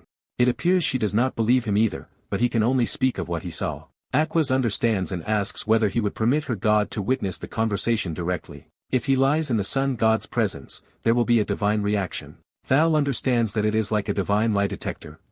Aquas guesses that even if he is not a normal barbarian, he is still, at the end of the day, a barbarian. There is no way he would agree to something like this. However, Thal wonders why he would refuse. This is the perfect chance to experience divine power himself, so Thal tells her to proceed right away. Aquas is a little confused about his excitement, and asks if he really won't be uncomfortable about having a god observe him. Thal wonders why it would bother him, as he has nothing to hide. He has not told a single lie since he stepped foot into this territory. Aquas understands, so now they will begin. She begins praying to her god, he who watches from the highest places, he who observes the sun itself. She beseeches him to watch with his gaze, and reveal any falsehoods in this place. A holy light permeates throughout the church, as Thal begins to feel something, a presence beyond the light, something massive, a being that cannot be described by human words. However, the emotion it conveys is clearly confusion, maybe at him. Aquas doesn't really feel any of that, and is just thankful there's no divine reaction. Aquas declares that they will begin, and that no falsehood will be permitted within the room. At her words, Thal nods, they should get things underway then, under the gaze of the sun god. The conversation begins. Thal answers clearly about the dungeon just as he had before, and there is no negative reaction. In other words, everything he says is true. Cartho's, who was likely preparing to resurrect himself, must have been weakened, or at least that's what Aquas thinks. If Cartho's had been able to use magic, this barbarian wouldn't be here right now. Thal asks whether her doubts have been cleared. Aquas confirms that they have and apologizes for her rudeness. He says it's fine, as he quite enjoyed it as well. Now that that's over, Aquas wants to ask him a more personal question. She takes a deep breath, and asks whether he truly came from the White Wasteland. Thal immediately says that he is from there, and she is surprised by his immediate answer. Is this the Ashen Barbarian from the Emperor's legend perhaps? Now Thal wants to ask something too. Why did she come to this domain, a little more sheepishly than before? Aquas tells him that she had some personal business to attend to, but Thal wonders, is that business confirming that he is an unholy being? Aquas swallows, not knowing what he means, but Thal rephrases his words for her. He means the gaze of her god. Thal is not sure what exactly it meant, but for the god to look down directly isn't something that happens often. It's too much power for just detecting lies, or at least he'd think so. Aquas wants to deny it, but under the gaze of a god, no falsehood is permitted, not even her own. She confirms as such, and Thal wonders if he was the target from the beginning. She says that it's not quite so, as there was a divine revelation. When she visited the domain, she thought he might be the subject of that revelation, but in the end, it seems that she had nothing to worry about. She apologizes for hiding her intentions. Thal says it doesn't matter, he found it interesting in his own way. So he asks one more thing, what did this divine revelation say? Aquas is a little more apprehensive about this question. Normally one is not supposed to share the contents of a divine revelation. She begins explaining, but her words are not revealed. Afterward, Luke finds Aquas in one of the estate's hallways, where she appears deeply troubled. He asks whether something is wrong, and Aquas confirms that there is. She met the Barbarian, but it only left her more confused. He is indeed the Barbarian from the White Wasteland. That much has been confirmed. She did not obtain any information about the interior of the White Wasteland. Luke had hoped Thal's claim was a lie, but it has now been confirmed beyond doubt. If this gets out, the world will certainly be in an uproar, because many would seek to explore the White Wasteland. The Emperor would be especially interested. If he moves, there will be chaos. Aquas understands his concern and tells him not to worry about that. Aquas says that the church will handle the Carthos matter on its end, and keep the barbarians' existence quiet. Luke says that's a real relief, and wonders if all the barbarians of the White Wasteland are like him. Aquas tells him that's unlikely. If they were all like him, they would have already left the White Wasteland and conquered the entire world, which is true. Even without him, there are many barbarians in the world already. Their combat ability is considerable, but they are fools. That's the innate limitation. However, what if those top-tier powers also gained intelligence? Now that Luke thinks about it, he's heard the current king of the barbarians is quite different too. He supposedly possesses both strength and intellect. Aquas confirms as much. She only met that man once, but he was definitely unlike any typical barbarian. Luke understands and thinks that if those two meet, it would certainly be quite a spectacle. Although Aquas does not share his enthusiasm, Luke now realizes that he said something rather foolish.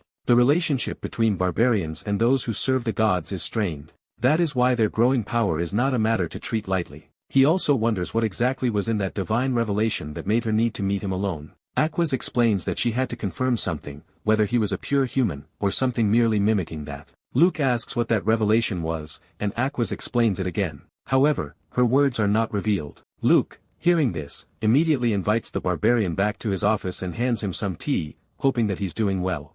Cattle confirms as such. Thanks to his leniency, he is living quite comfortably. So why exactly has Luke called him this time? Luke explains that as a lord, he has a few things to say to him. First, he wants to thank him, as he saved this domain from the lich Carthos. Had Carthos fully revived, this little domain would have fallen without anyone able to do anything. Luke also apologizes. Cattle does not understand why, so Luke explains that Cattle's defeat of Carthos will not be made public. Defeating Carthos is an achievement, a tremendous one at that, but it must not reach the Emperor's ears.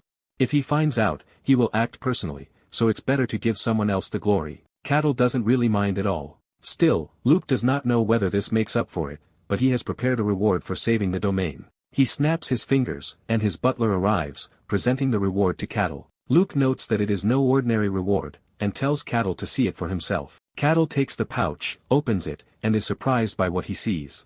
And Luke explains that it is a pocket-type artifact. He can store items in it as long as they fit within the pocket's internal space. The space is roughly the size of this entire room. Cattle is surprised to see a magical object. This is the first time he's seen one in person. Luke continues explaining that even if the item is bigger than the leather pocket opening, he can still put it in. Cattle decides to test it out, taking his axe in one hand and trying to put it inside of the pouch. It doesn't look like it would fit in at first, but then it just gets sucked in. Luke explains that to take something out, he should put his hand in and think of the item. Cattle immediately does so, completely amazed. Luke hopes he likes it, and Cattle confirms that he does, and says that he will make good use of it. Luke guesses that they can wrap this up for now. What remains is the oracle he heard, combined with Cain's warning about abnormal creatures emerging from the demon realm. It certainly doesn't bode well at all. The oracle Aquas shared with both Cattle and Luke foretold that a great evil would descend here, and spread across the entire realm. Barkan domain has many villages closely connected to it, so the villages keep regular contact with each other. One day, a village suddenly stopped responding. At first nobody found it strange, but after a few days of no contact, people were sent to check. Those people did not return. The Lord sent guards after them, but they did not return either. Only then did the Lord realize that something was happening. Cattle goes to the guild the next day, and asks what requests there are. Rosa tells him that there is an urgent request from the Lord. It is a request to investigate the village they lost contact with a few days ago. All he needs to do is go and check it. It's a simple dispatch request, but the reward is quite large. Cattle, after a bit of deliberation, accepts because it sounds interesting. Maybe it will be a small adventure. Rosa expects as much. After preparing himself, he joins the others who accepted this mission, and sees that Hayes is also there. She is surprised to see him, not entirely because of him, but also because of the clothes that he now wears. He explains that he had them custom-made. The ones he wore in the White Wasteland were getting pretty worn out. Hayes notes that it is quite a unique design, and Cattle says that he requested the design himself. Hayes wonders if he also accepted this request, and he confirms as such. He could not refuse such an interesting job after all. He also wonders why she is alone. Didn't Alessandro and Cassan come? She explains that they probably heard about the request, but they refused. Cattle looks around and sees that there are fewer people than he initially expected. The request is simple, and the reward is big. He expected quite a few to show up, but there are not even 10 in total. Hayes explains that this is a slightly dangerous request, which confuses Cattle, as the request itself does not seem that complicated. Hayes confirms that it is pretty simple, and the reward is generous, but there are rumors that the guards who left have not returned.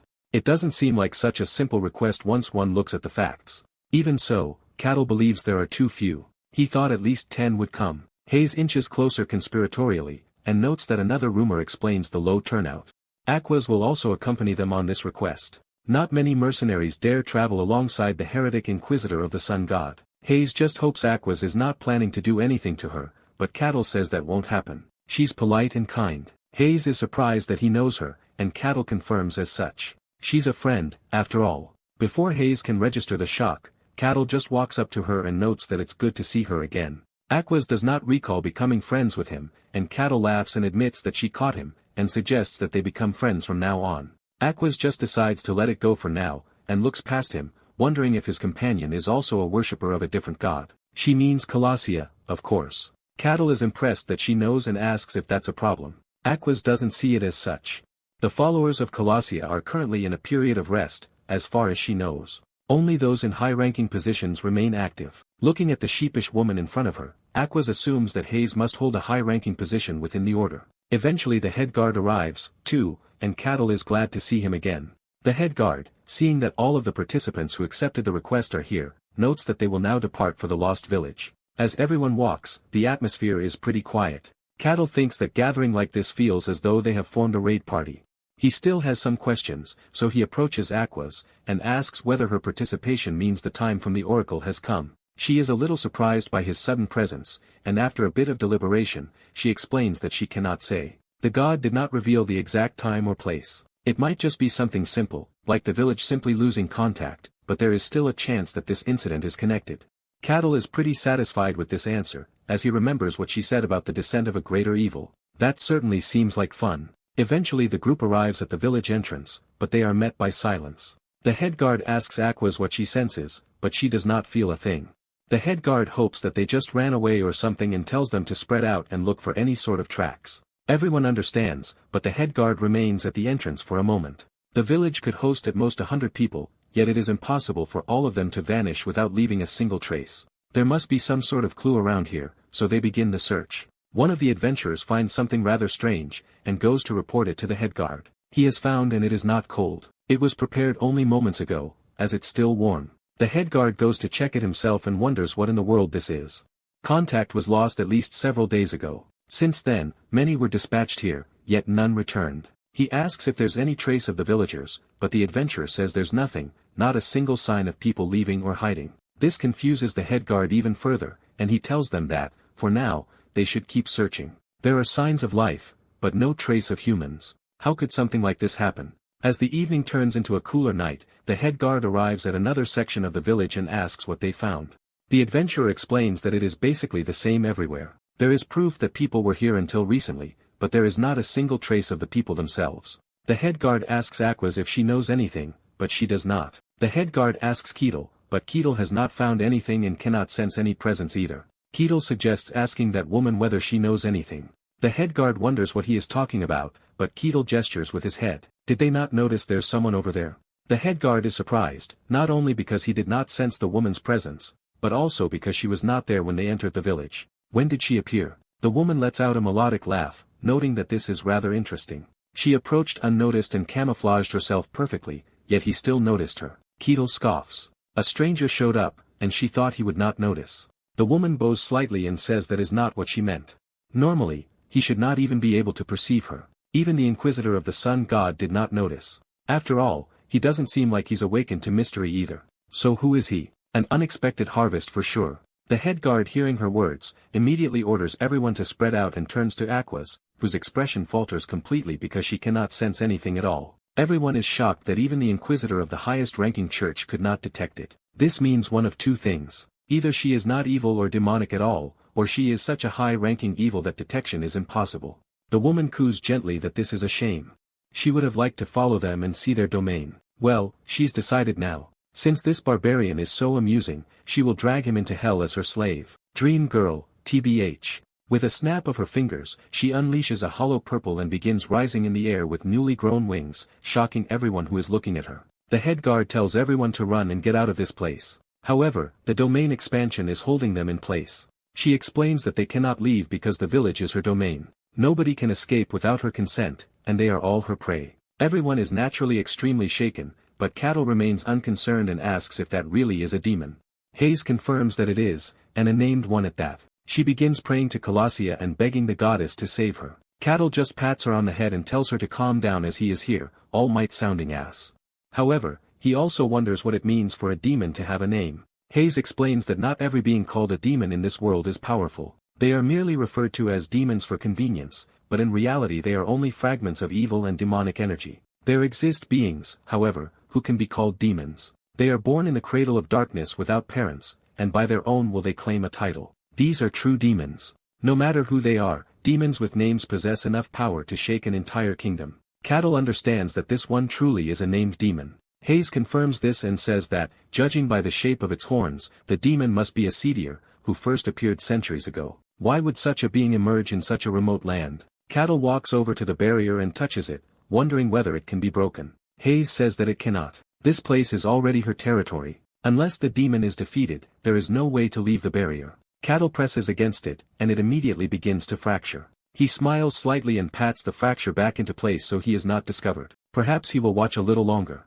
Hayes wonders what he's doing, but Ketel assures her that it's nothing. Aquas burns with rage at the demon that is playing tricks. A seedier descends toward her and asks whether the mystery was fun. Did it stir her curiosity and make her investigate? Aquas knows now why there were traces of life left behind in a vanished village. That was nothing more than a demon's trick designed to toy with people, a truly vile act befitting something like her. Ketel watches this with undisguised curiosity and amusement. Summoning a named demon requires tremendous sacrifice. The lives of one small village would not be enough, and for it to claim a territory without anyone noticing should be impossible. How could it have descended into the world? Acedia refuses to answer, but Aquas no longer cares to ask. Her eyes light up in righteous fury as this evil filth dares to defile this land. Acedia lets out a cackling laugh as this is not defilement, and in a place like this, her god cannot do a single thing to save her. She should listen well, as the world is now fracturing and no longer belongs to them alone. Long ago, the gods and humans clashed against evil. The gods and humans were victorious, and the defeated evil was banished from this realm.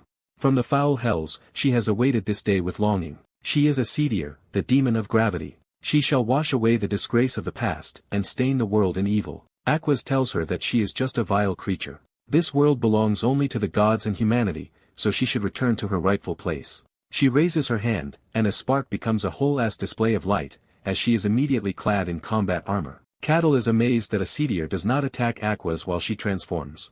This is like those Power Rangers shows all over again. Now Aquas stands at her full might, covered head to toe in glorious armor, and armed with her weapon. Acedia is delighted by the sight. They should go ahead and enjoy themselves now, as she has always wanted to beat a god's dog to death. Aquas rushes in, and Acedia clashes with her, causing a flurry of power to explode throughout the entire sealed village. They push each other, and a Seedier twirls her hammer in her hands, saying that even a battle should have some dignity. Does a hound like her even know that? Fire burns brighter in Aqua's eyes as she asks whether a Seedier has finished barking up the wrong tree. Aqua's rushes in with fervent might, but before she can track a Seedier's movement, the demon disappears and reappears behind her. She doesn't even need to do something extremely vicious. She simply taps Aqua's shield with her fingers, and it causes a surge of incredible weight crashes down on Aqua's. She forces it back with her might, and begins reciting chapter and verse, proclaiming that the brilliant light shall not be trespassed by anyone. The holy spell blasts a Seedier away. Aqua's glows with even more power. A Seedier is surprised that she is able to recite the holy scriptures at her age. She is full of surprises, isn't she? Aqua's continues, citing chapter 5, verse 59. The magnificent aura incinerates all that is wicked. With this new boost of holy fire, she rushes at a Seedier, swinging her mace wide. A Seedier dodges and crashes her own weapon against Aqua's, pushing her away. Despite fighting someone of the Holy Order, she seems to be enjoying this. They clash once again, releasing another surge of power, sending debris and wind flying towards the others. However, Thal just finds it magnificent. Hayes approaches Thal and asks whether he can help Lady Aquas. Thal certainly can, but he wonders why he should. Thal wonders why he would interfere and ruin such a fight. Of course he too has a desire to fight a demon, but for now, he would rather observe this battle. Hayes is completely shocked, as that's not what she meant at all, but she decides to let it go for now. The holy and unholy powers continue clashing before pushing each other away once again. A Seedier is not worried. She has the upper hand in terms of raw power, but as expected of a god's hunting dog, she really is powerful as well. The only thing holding a Seedier back is the unfavorable matchup. Demonic beings cannot stand against the divine. At this rate, the battle will drag on. If that is the case, she must use a method that will secure victory. Instead of charging in at Aquas once again, a Seedier pivots and rushes in towards the adventurers. Aiming to drag Aquas into a precarious position, Aquas moves to defend the other adventurers, who fall on their asses before the uncontrollable might. Aquas strains to drive a Seedier away, and calls her a filthy creature for it. A Seedier laughs as she charges in again. Was she actually expecting a demon to fight fair and square? With an extremely annoyed expression, Aquas begins to recite the first chapter and the first verse. With this verse, a brilliantly shining golden domain is born, shielding the others from the overwhelming pressure of a Seedier's domain. Aquas tells everyone to enter the barrier to remain safe, and they shakily thank her. A Seedier laughs. Is it really alright to use sacred scripture in such a way? The angered Aquas doesn't even answer and rushes in. A Seedier enjoys seeing this side of Aquas, and they charge at each other.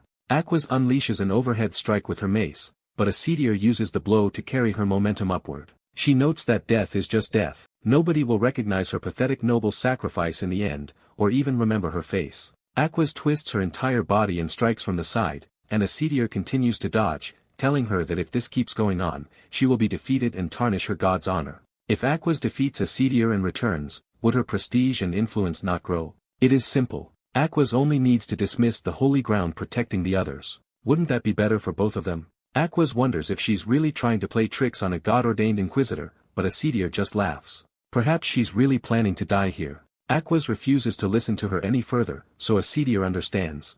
If that is Aqua's choice, she will die a martyr. She unleashes a devastating gravitational strike at Aquas, one she is barely able to block with her shield. This time, a Seedier is not playing. She's moving in for the kill. She disappears and reappears right in front of Aquas, whose pupils shrink to pinpricks as the strike hits her head on. Aquas blocks the strike but is thrown far away. A Seedier is not done either, as she rushes in with a barrage of tendril-like strikes. Aquas tries to recite a verse from another chapter, but before she can finish, a Seedier clamps her palm over Aqua's mouth, telling her to stop, as she's had enough scripture for today. She punts Aquas into the ground and stands above her, ready to finish her off. Before she unleashes her killing blow, however, Aquas raises her shield in a last-ditch effort to protect herself, pushing against the overwhelming gravitational force. Even her best effort is not enough, as the shield itself breaks. This leaves her wide open, and a Seedier, with a snap of her fingers, pins Aquas down. As a result, the protective domain around the others also falters, and the adventurers think that they are going to die at this rate. A Seedier laughs, saying that she will now have them all for dessert. First comes the main course.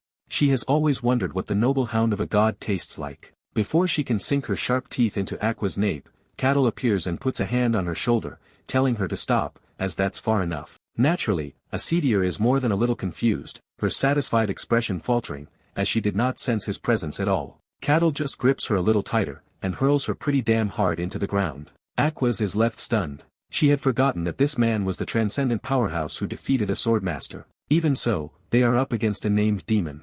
Naturally, a courtier is extremely annoyed at being thrown by an insolent barbarian like that. How dare he interrupt her meal? Cattle calmly states that Aquas is his friend, so he cannot let her die. A courtier growls, as she really wanted to keep him as a toy, but she will not show him that mercy anymore. That's for sure. Cattle notes that he had no intention of becoming her toy. Pass the controller, bro. A courtier smiles and forms her hammer once again, noting that he will have to die if that's the case. Aquas gets up and tells Cattle to step back. He cannot defeat this demon. Cattle tells her that he is quite strong, but she tells him that this isn't a matter of who is stronger. Only divine power can banish a demon from this realm. No other power can do it. That has been the law since good and evil first came into existence. Furthermore, this is her territory. They cannot even hope for a miracle. Cattle asks whether she is saying that only a god can stand against a demon.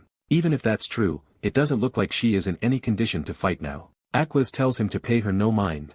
As a servant of her god, she must be the one to do it. Cattle can see that. Even through the haze clouding her mind, she is still trying to recite scripture. This is the will of one who serves a god, huh? He pats her on the head, as that's rather impressive, and walks in front of her, telling her to leave this to him. He's been wanting to fight a demon for a while now after all. Asishur cannot believe that he fails to understand. He can never hope to defeat her. Cattle, however, wants to test that theory. Asishur licks her lips, and with that same surge of power that took Aquas down, she rushes in aiming to take Cattle by surprise. Aqua's eyes widen as she expects the worst. But just as Asishur is about to strike, Cattle punches the ever-living shit out of her, completely decapitating her on the spot.